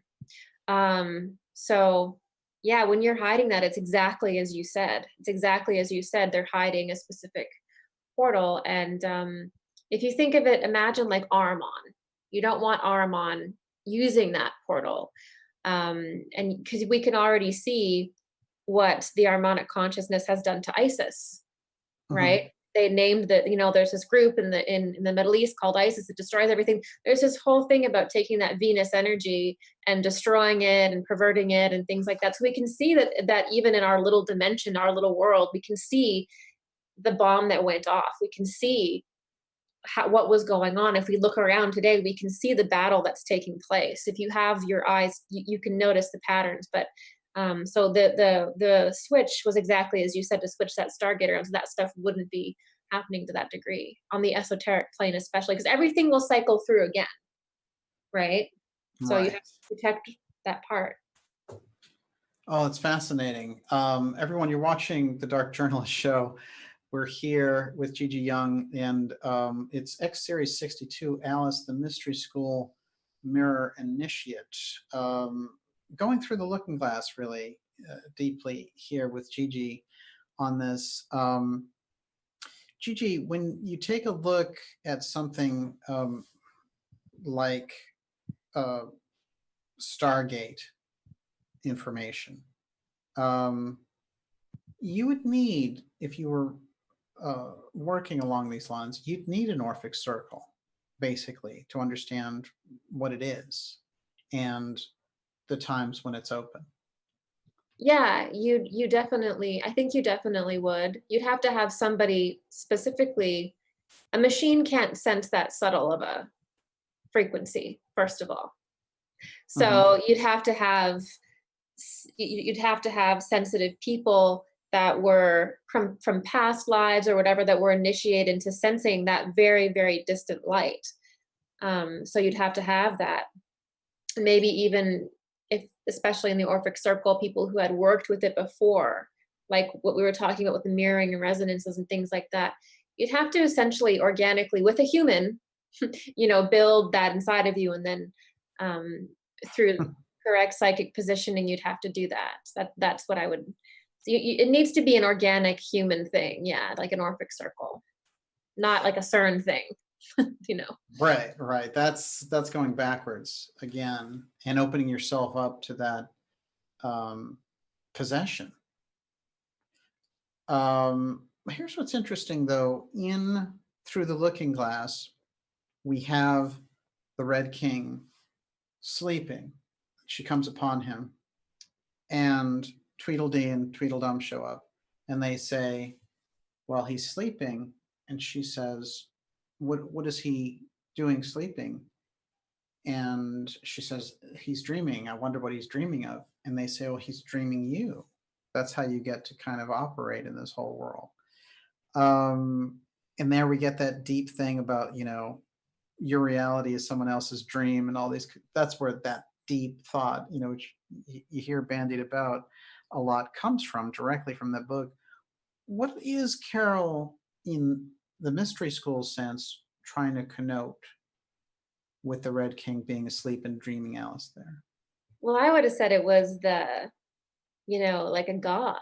Like, you know, that's what God is. I mean, isn't that what we're all doing, is we're in his mind, we're in his chess game, we're doing that. That's what I would have said it was. Yeah. No, no, keep In going like on. a higher dimension, the Red King is dreaming and we're part of the dream, you know? Why are Tweedledee and Tweedledum there? Well, it's funny because you mentioned Gemini, and then maybe Oh, that was like yes. a Gemini element. And you also mentioned, I have to say, when you said that Carroll was like, I'm not going to be a bishop. In his Right. own life, he said, I'm not going to be the bishop. Oh, that's right. And then Yes. that was really interesting too. Maybe Carroll is the king that's dreaming in that. Ah, that is fascinating. You got me on that one. I hadn't thought of that. That's fascinating. I want to mention something that Lily, I don't know if this will show up actually, but before we leave, William Lilly, who was, again, the astrologer that, and I find this significant that Ashmole was his patron, because Ashmole was this major Rosicrucian force, and that's the wing of Oxford that Carroll was working for, and had access to that great library and saw those things about rabbits and, you know, deep down the rabbit hole. And of course, we see so many things now rip off the white rabbit, you know, and just take that whole symbology and reroute it into this other thing, like we talked about with Alice. Well, they do it, you know, you've seen that with some of the political things like Q, they do that also. But interestingly enough, there's a figure that he came up with, which is a square, a diamond, and another small square inside of it, crisscrossed by an X. And this is his design. We'll see if it shows up here. But William Lilly, this 17th century astrologer who was Ashmole's protege and who wrote the book about the prophecy of the White King and all these things, quite an incredible figure. But the thing I just want to focus on is this design, Gigi, which we have the X embedded inside of it. What do you make of that design? And I'll hold it here for a moment. That's a Stargate. Yeah. That's a rabbit hole. Yeah. That's a, you know, that's I think a symbol for different, like, it's almost like you're looking down different dimensions. It's showing multidimensionality, it's showing a Stargate, it's showing a rabbit hole. That's what he's showing, I would say. Very interesting. The the idea of his very unusual geometric shapes, and that he's coming out and saying, I'm a, you know, by the way, I prophesize things, and doing it very casually, and just being accepted in society at that time. You know, I find it interesting too, because you have this Inquisition type thing going on there, and there this guy is parading around saying he's predicting things, he's showing stargates, he's a major astrologer. And what I find very strange, when I was looking at Ashmole's biography, and we know that we're going to have to do a show, you and I, on Ashmole and the whole movement of work that he has out there. One of the things I found very interesting about him is that he was recommended to the military. And it's like the first few words of his bio. And I'll see if I can read this direct, but he was recommended to the military by an astrologer. And I was like, what was the military doing in the 17th century using astrologers? This is interesting to me. I have never heard of it. And he, in fact, got these incredible military posts, all because this other astrologer, not Lily, recommended him for these positions. One other thing that's a dangling, we're not going to be able to solve it, but I find it kind of interesting. One of the things I want to mention here in relation to Lily and Ashmole is Lily's cottage. There's a fascinating video of Lily's cottage being renovated in modern times. But there was a story in the Leicester Mercury, which is a newspaper in England. And the story was that Lily's cottage, which is still there, had been renovated. And in the 50s, they had all these pictures of the renovations because they were freaked out, because when they stripped down the walls, there were all these astrology symbols, and you had symbols of Mercury, and you had these incredible hieroglyphs and things. And they were like, what was this guy doing with this place? Most peculiar, most unusual information. And I'll tell you, although I've been able to find things relating to the article that showed the images is gone off the web completely. And I've searched it high and low. Aww. Yeah, but I think Lily and the mystery there with Ashmole being the setup for this is something we're going to have to pursue. One last mystery along the lines of Through the Looking Glass, and then and everybody, tonight we don't have Olivia, so we won't be able to do the questions in a robust fashion. If you want to put a few questions up there, all in caps, I will read them for Gigi, because I would love to hear from you guys, and just make it all in caps and related to the show that we're doing. And of course, you're watching Dark Journalist X series number 62. This is Alice, the Mystery School Mirror Initiate, Through the Looking Glass with Gigi Young. And Gigi's work, of course, at gigiyoung.com. Fascinating stuff. This is something, Gigi, which is another mystery, like the bishop's part in relation to the book. In the first edition of the book, there was a list of dramatis personae. A persona only appeared in early editions of the book. Carroll removed it when it was reissued. And what he does, interestingly enough, is he matches up pieces with pawns. And he says, a piece, Tweedledee, pawn, daisy. Piece, unicorn, pawn, Hyga. And he does this back and forth thing. But interestingly enough, the White Queen, who she's able to prophesy, and she says to Alice, oh, I can see events that haven't happened yet. And she demonstrates this very unusual Orphic Circle prediction ability. The pawn name for her is Lily. Oh, that's like, Just, yeah. just like William Lily. That struck me as unusual, and also the fact that he took it out. A little too much information. A little, I think it's probably a little too obvious, too much information. Maybe he didn't want it in, but maybe, yeah. Maybe hinting at a bloodline there or what have you. Gigi, there are talking lions in in Through the Looking Glass.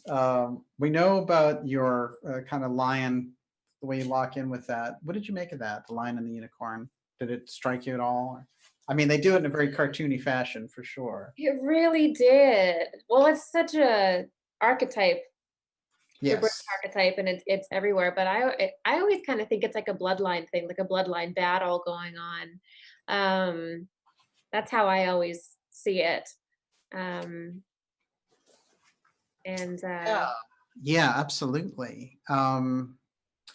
One thing, jumping to the Lily part again is Alice takes her place as a pawn in Through the Looking Glass because she's too young.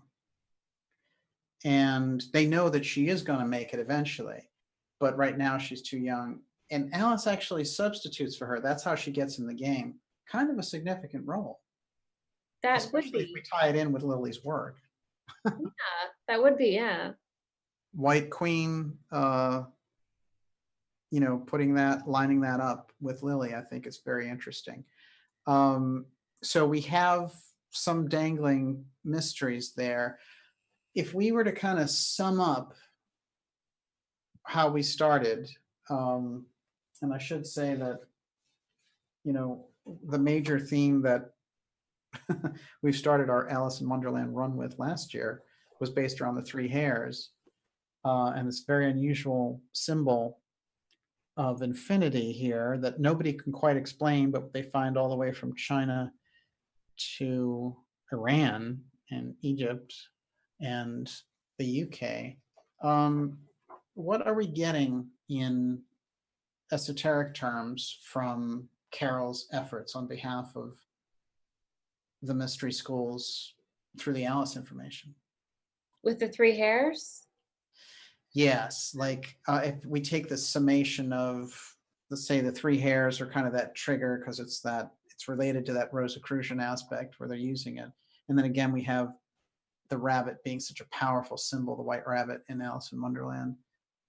What are we getting esoterically from Carroll's two versions of Alice there? And then, you know, I'm saying related to the three hairs. Yeah. Unknown mythology. Yeah, well, I think that the three hairs can be seen as a wormhole or a portal, and you know, with Lapis, Pleiades, Venus, stepping down dimensions. It's a Stargate, just like his squares within squares. It's the same kind of thing, except the rabbits are letting you know a little bit more exactly what that Stargate is. So it's letting you know an incarnational line. It's letting you know about, esoterically, it's letting you know about a certain group that may be coming through that Stargate, certain times when it opens or closed. And what if, you know, what if there's certain groups that come through that Stargate that are associated with Wonderland or the inner earth? And what if sometimes they come up to the chessboard of life and they play? Mm-hmm.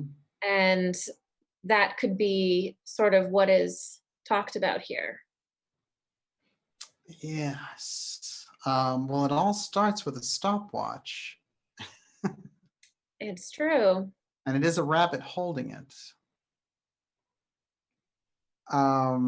Time, the rabbit, a portal, and fertility symbols like rabbits and Humpty Dumpty.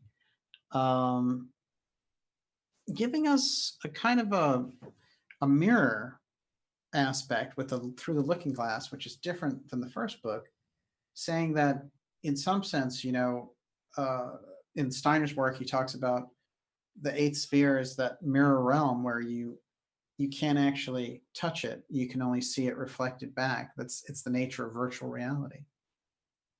Yeah, well, yeah, that's a negative. That's like a nightmare realm. The eighth sphere would be like a nightmare realm version of that. Right. But yeah, a roller coaster. yeah. That's like back to The Exorcist again. Fascinating, Gigi, just amazing stuff. We I wanted to shout out to a couple of people because I see a few of them out there, Modwiz and David Thomas. You know, rabbit is a symbol for the moon. Very good, excellent. And so is an egg, kind of. Yeah, right. I see Matt Jonas out there. I know, Matt, you got kind of in the wrong category by accident there. Occult fan, it's great to see you out there. And Najat, terrific to have you. You guys can ask some questions in caps if you want to that I'll run by Gigi. Why is the rabbit always worried about being late, Gigi? I think I think the rabbit is always going back and forth between time and no time. Uh-huh. And I think it's supposed to get us to talk about and to think about the fourth dimension and think about the mirror realm and think about psychic ability and our higher self and all of that. I think it's to really get us thinking about what time is and the lucidity of time or the malleability of time. Yes. Yeah, absolutely. Well, we don't understand time very well. We know how to put pressure and limits on time, but so many of these esoteric teachings take us into that realm where when we get a certain amount of information, and I've experienced this too, I believe, to enough of a degree to at least say that it's possible, that your relationship to time changes. It does. Well, actually, the a lot of the Tibetan monks that spend a lot of their time in meditation, they actually don't really age. And so they're like immersing themselves in basically that timeless state, and they actually don't age. Like you look at them and they look completely 20, 30 years younger. And so there is a lot about time that we can learn how to hold our energy field where it resonates more with a different plane and we can transcend death. And time is something that we have more control over. We're not subject to it as much.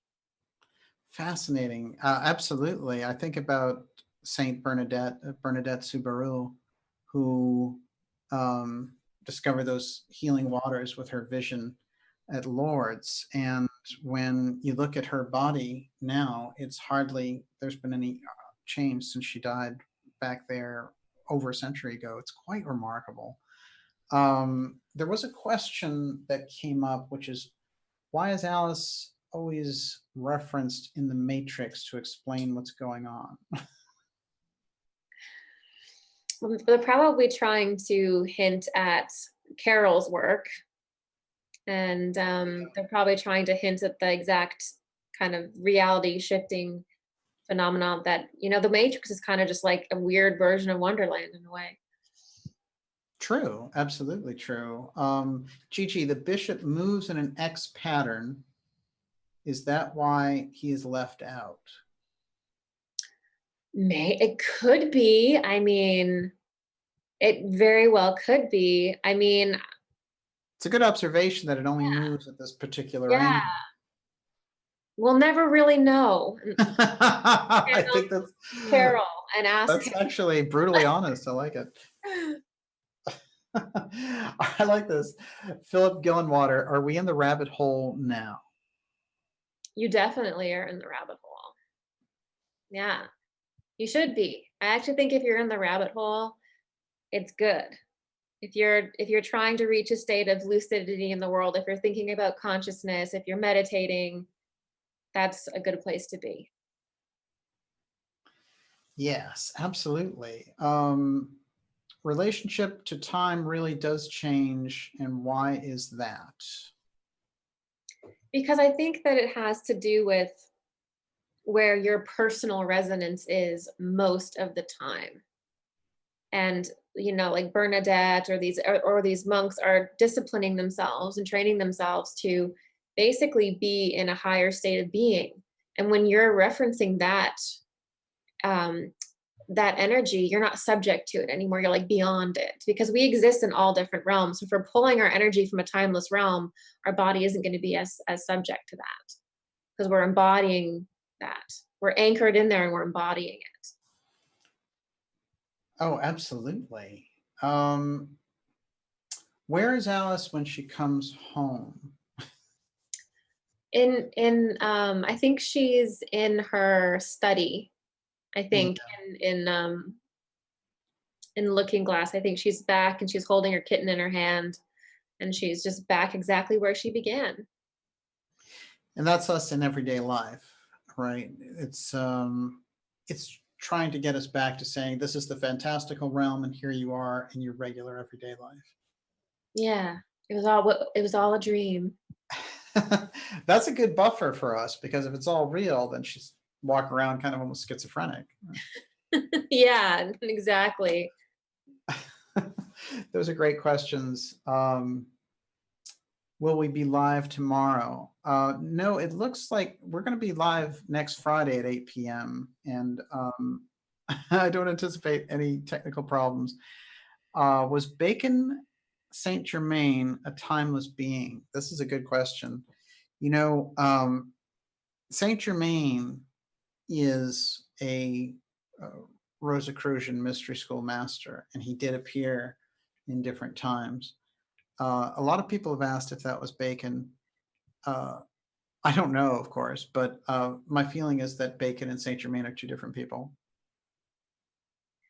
Although Yeah. Saint Germain, I have to say, again, ascended masters, when we get into that, they're still operating.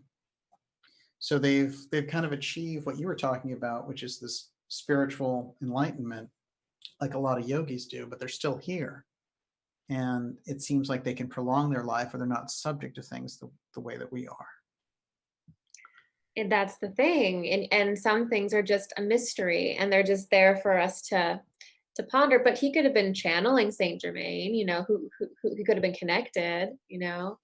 Um, Yes. Oh, yeah, absolutely.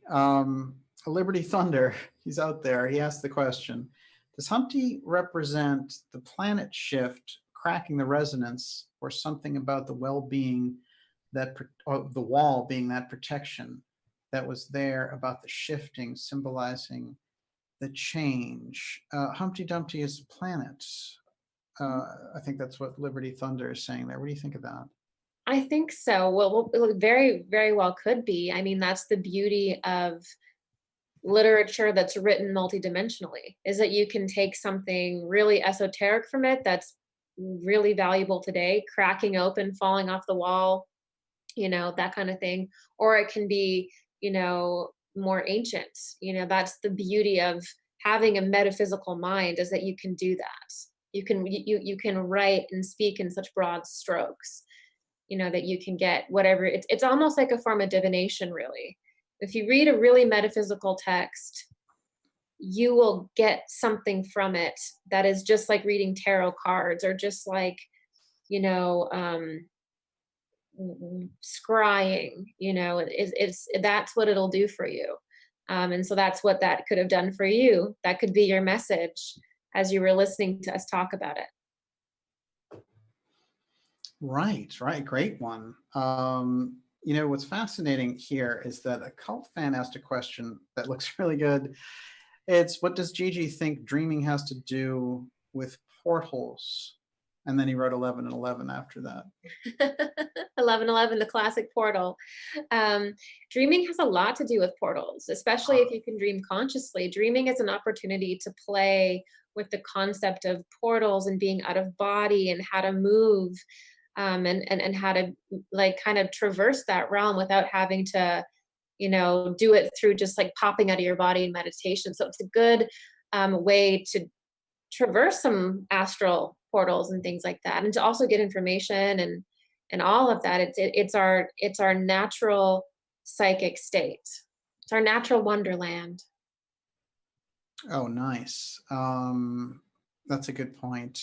The there's a couple here that are really interesting. How do we get the eighth sphere off of us, Gigi? Where do we start?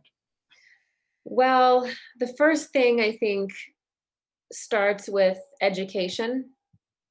So, you know, read, you know, Steiner's work around Ahriman, which is, you know, where the eight sphere is really coming from. That's really our resource. And then start challenging yourself to look around and say, is that kind of harmonic? Is that like an eight sphere thing? Or how could that be? And just start to interact with that concept in your daily life and start asking yourself, you know, how am I interacting with machines, or how am I interacting with computers? Just start thinking about, start playing with it. And because once it's in your it's amazing. Once you just study something and it's in your awareness, the human mind is beautiful. It will just start to show you where it is, and it'll start to work for you. A lot of it is just educating yourself on exactly what the eighth sphere is, and that harmonic force. But the overarching thing that we can all do is to meditate and to connect with our spirit, and to do all of that, you know, spiritual work, yoga, tai chi, whatever that is. Develop a spiritual practice, because it's a spiritual practice that gets you out of your shell, out of your egg, and gives you a higher perspective, so you can see patterns that you can't normally. So it's really important to have a daily spiritual practice. Oh, that's an excellent point. It's interesting too about the eighth sphere. I think about Gurdjieff, who talked about how humanity is asleep, and that, you know, we're acting mechanically and acting like machines. But he also said that we could become more aware working with machines. So it is, again, our approach to it. You know, Steiner saying, well, don't be a Luddite. When it comes to Ahriman, engage it, face it full on, face the technology, apprehend the technology for the good of humanity and moving on. Just don't get absorbed by it. It's an interesting dance, I think, that he was suggesting there. Does Gigi have an opinion re Fabergé eggs? Oh. Well, I mean, I think a Fabergé egg could be part of that esoteric tradition of eggs, of, you know, Humpty Dumpty, of Easter, of that whole tradition. It's a way of celebrating it. It just got very liberal. It got very decorative. That's all. Just really took a life of its own. Fabergé. Oh, about Humpty, you know what's really funny? I wanted to Yes. mention for people. There is Humpty Dumpty appears in a comic book with the seven dwarfs. Unusual. And they're talking about having honey on pancakes. And there's all this weird stuff, and it was before Alice, so look that up if you're interested, because it's the number 7 again.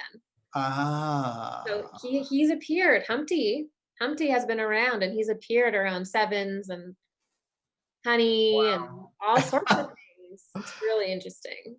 I'm looking at Humpty Dumpty completely differently now, since really examining his appearance in this one. It's very, very strange. Any thoughts on this is J.H. Armstrong, any thoughts on the everlasting result of the Mercury-Venus switch? Gigi, this is a good question. That's a great question. I think the everlasting results, well, I think the initial switch was done in Atlantis before the fall. Mm-hmm. And that's my take on it. And it was sort of carried on. So it actually happened, which is a good thing to note, because that was a different density. So we're actually carrying that switch, that tradition secret down from a different density. And so in a sense, because it's almost from a different density, it's that higher density that Atlantis is that really creates the roadmap for this 3D density that we're in now. So essentially Atlantis echoes over and over and over again in different civilizations and in different societies and in different ways. So what was a conglomerate in Atlantis is now individuated into many different civilizations, in this battle taking place over and over and over again, so that we can understand it in a deeper and deeper way. And so what we're seeing in the long term of the switch is we're seeing it, the same thing going on, the same battle going on, the same exchanges going on, but in more precise dynamics than we saw in Atlantis, as an opportunity to overcome it and understand it in a deeper way. But it all does kind of come back to this battling, or this kind of protecting of information. It really, everything comes down to this. And this is why esoteric information is so important, because if you can look at the battles that are going on right now in the world politically, you'll get it. You will get it.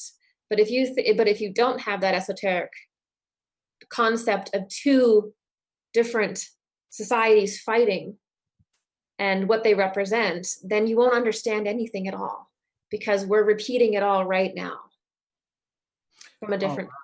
Well, it's interesting because the two civilizations that Casey identified battling in Atlantis were the Belial group and the Amelius group. And the Amelius group I can definitely see identifying with Venus, which is what I think that you do. But the Belial group, Mars, is pretty much how you've looked at them. Is that right? Yeah, for me, I see Mars as the descending chain, connected with Orion and Saturn. Not that they're negative altogether; they're not negative, but there's an association that we have that represents the past, and what is past is rotten. It's done. For us to approach the past as though it's the future is the essential descension, rotten, becoming too heavy. So we don't want to tap into Mars. Elon, we don't want to go to Mars. It's not Right. what we want to do. You know, that's not the futures for that's not the ascending sphere. The ascending sphere is associated with the Pleiades and Venus, and that's the ascending sphere going into Jupiter, and that is what is magnetizing us into a higher consciousness. And they take turns and everything like that. But there's a group on this planet that is possessed. They're not even making sense. They're just possessed by this past, the previous spheres, the ones that we're not supposed to.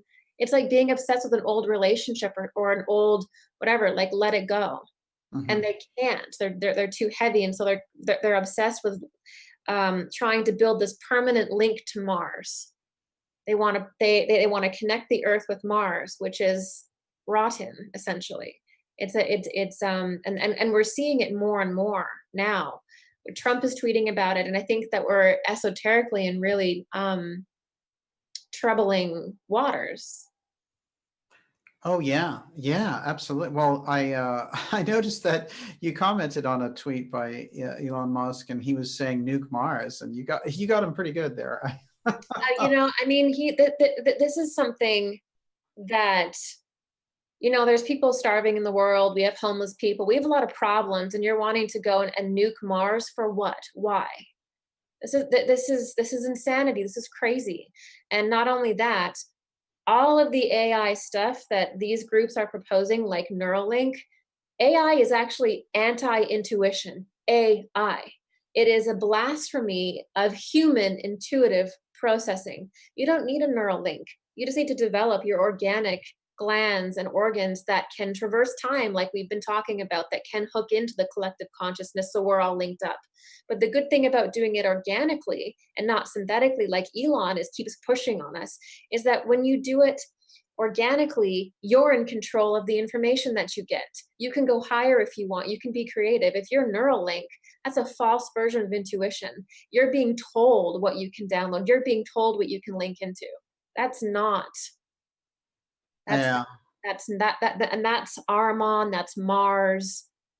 That's when you're not progressing, you regress. So we have to get that back. So they're mirroring it in a negative way, but we all crave that interconnectivity, that is that next leap of cosmic consciousness, and the connection of the heart, where we're all linked, kind of like a neural link, but organically. We all know we're going there, but they're building synthetic versions like CERN and Neuralink, and it's a blasphemy of our natural process, and that's connected all into Mars and going backwards, regressing Mars into the past, esoterically, the past spheres.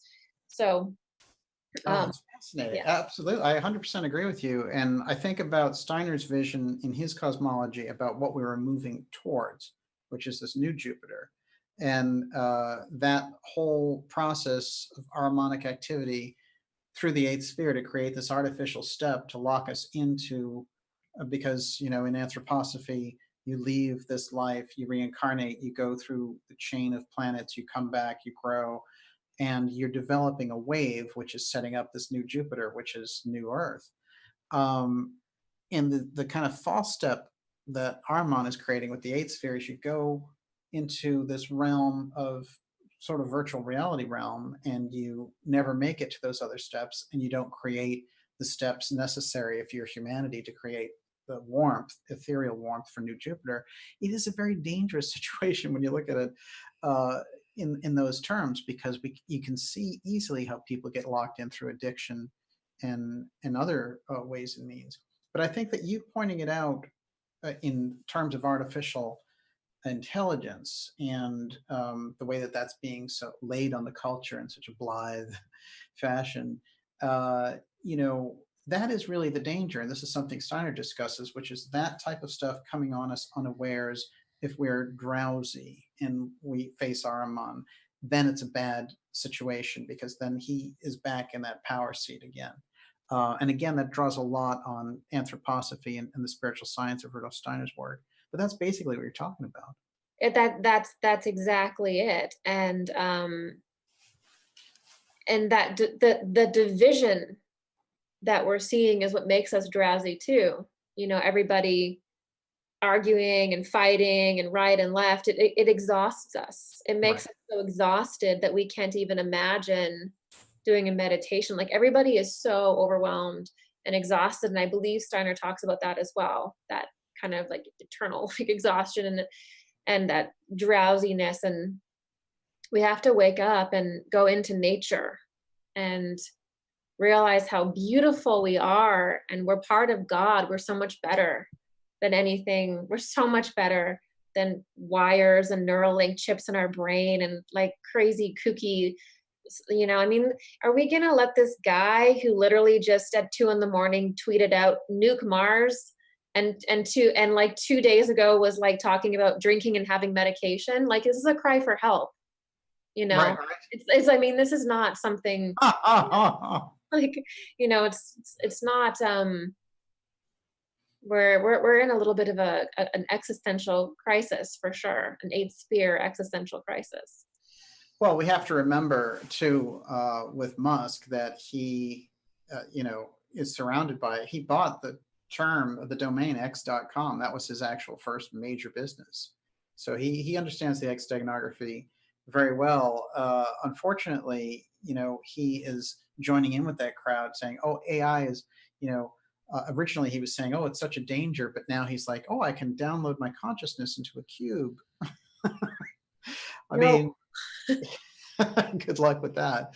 And of course, these people who understand the mystery schools the way that we understand them, you know that the chakra system is set up so that it interacts with your endocrine system. And so physically, your consciousness resides in you physically. You can't just put your consciousness in a box. It's not going to happen. So um, that is absolutely fascinating. Gigi, one thing I would like to ask you about all of this, since we're on the subject, is um, are they planning to make the machines psychic?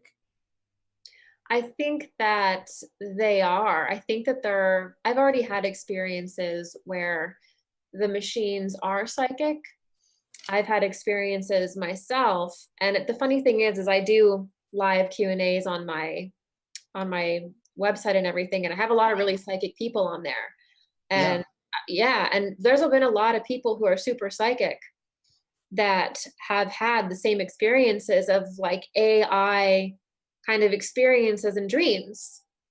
And like Groovy is shaking her head like, yes, Lord, it is happening.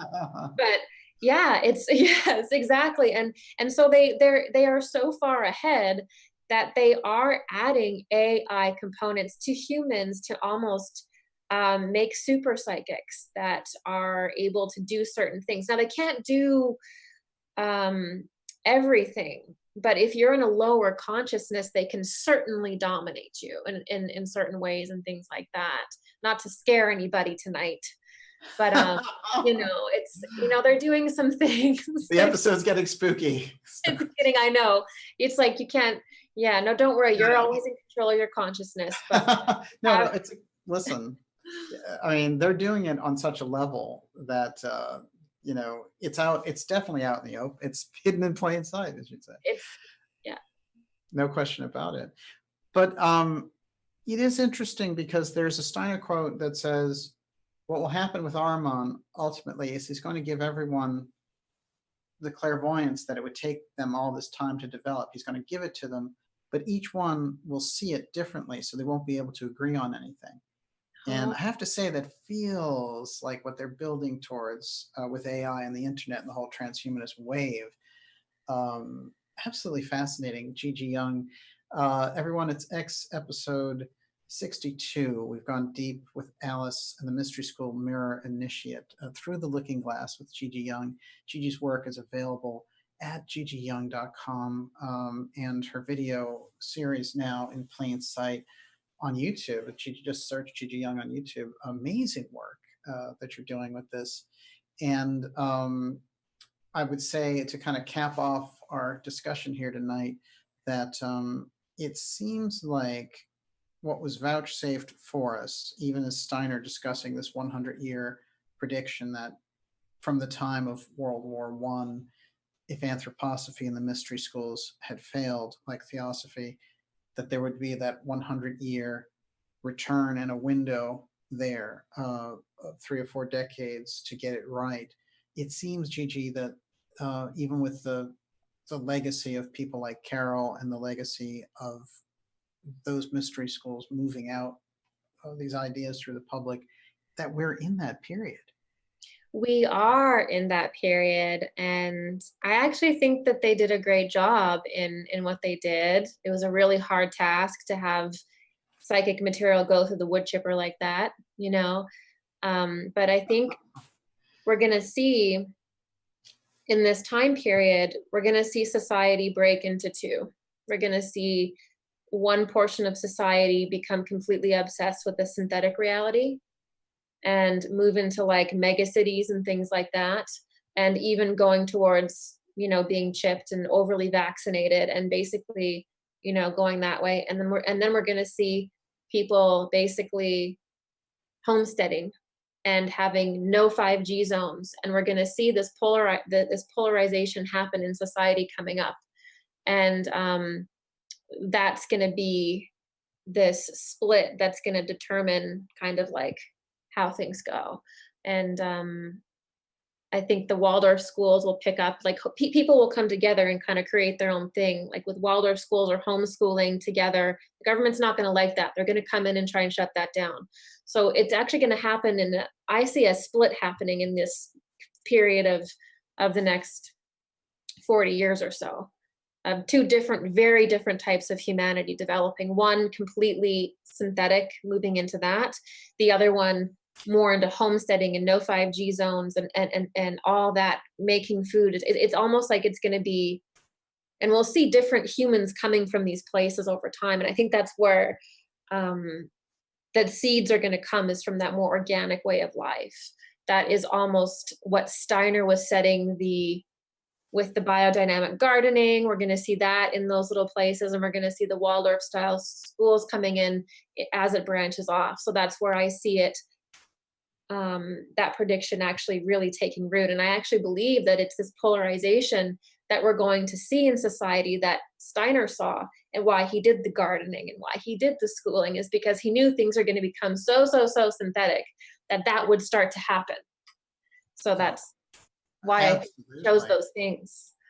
Wow, it's like a renewal movement is what you're talking about. He's like, we're going to need that. Renewing the land. It is quite fascinating. And you know, the Steiner people and the people who care about their children's future, you know, they're not going to spend all of this money and time sending them to Waldorf schools just to have them pumped with 72 vaccines by the time they're 16. I mean, so you're going to see a major clash there. And we're already seeing groups like the New York Times taking off the gloves on Steiner's Renaissance. They know that maybe that's going to happen. Maybe they've seen that future like I have. But yes. Good luck, because it's some good stock going in that direction. So, you know. Absolutely. Gigi has spoken.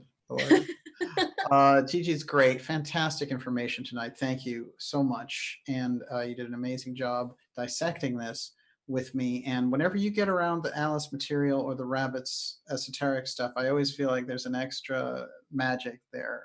Just great work. And we'll all be watching for your next In Plain Sight. It's a great video series you're doing. And thank you, everyone. Like I said, if you want to find Gigi's work, gigiyoung.com. Go to darkjournalist.com to sign up for the newsletter, because we need that pipeline, you and I, before these channels on social media, God knows what they're going to do with them. But no, even if we're here, it's the best way to get the information. And what you're going to do basically is get a newsletter about once a week. And we'll tell you what shows are coming up, what X series, what great interviews we have coming up for you. And I'll tell you, the fall is explosive. So this is a great time for you to subscribe. Make sure you're on board. We will see you next Friday. We'll have the lovely Olivia back. And so all will be well there. Thank you so much for hanging out with us tonight. And thank you, Groovy. You did a fantastic job behind the scenes producing the show and managing the chat for us. We will see you next Friday. And we'll see you at 8 p.m.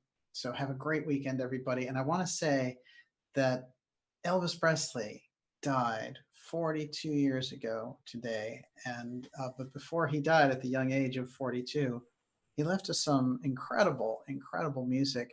And one fun fact about Elvis that very few people know is that one of his very favorite books was Isis Unveiled by Helena Blavatsky. Deep, a deep king there, as we say. He was also, when he died, the book that he was reading, sorry to just interject on your outro. But, when he died and he went into the bathroom with the book, he was reading a book about Jesus' face. He's reading actually about Jesus when he died. It was about the face. Interesting. Yeah. So wow, deep guy. Incredible. Well, you know, Elvis, the impact of his death then, you know, and that we still talk about his work today because he's such a phenomenal artist. And it's interesting to note that he had this spiritual root. And one of the things I'm going to reveal tonight, I was going to save this for one of these shows, but I've done the research now, and one of the major anthroposophists who was a celebrity, you're never going to guess it, but if you think about it, it makes sense since she got a reading from Edgar Cayce when she was younger, was Marilyn Monroe. Oh. And it was interesting. There was a woman who put out this story and she said, well, you know, I went to do an interview of her for this New York magazine. And we sat there, we talked about hours and hours about Steiner because she was such a close, fascinated person of his work. And then the woman was amazed. So here we have Marilyn studying Steiner and Elvis studying Blavatsky. It's an interesting world. Yes, it is. You get the last word, Gigi. Thank you, everybody, for watching tonight. And it was my pleasure. And well, DJ, we'll see you next Friday. And we'll have you back soon. Yes. All right. Thank you, everyone. We'll see you next week.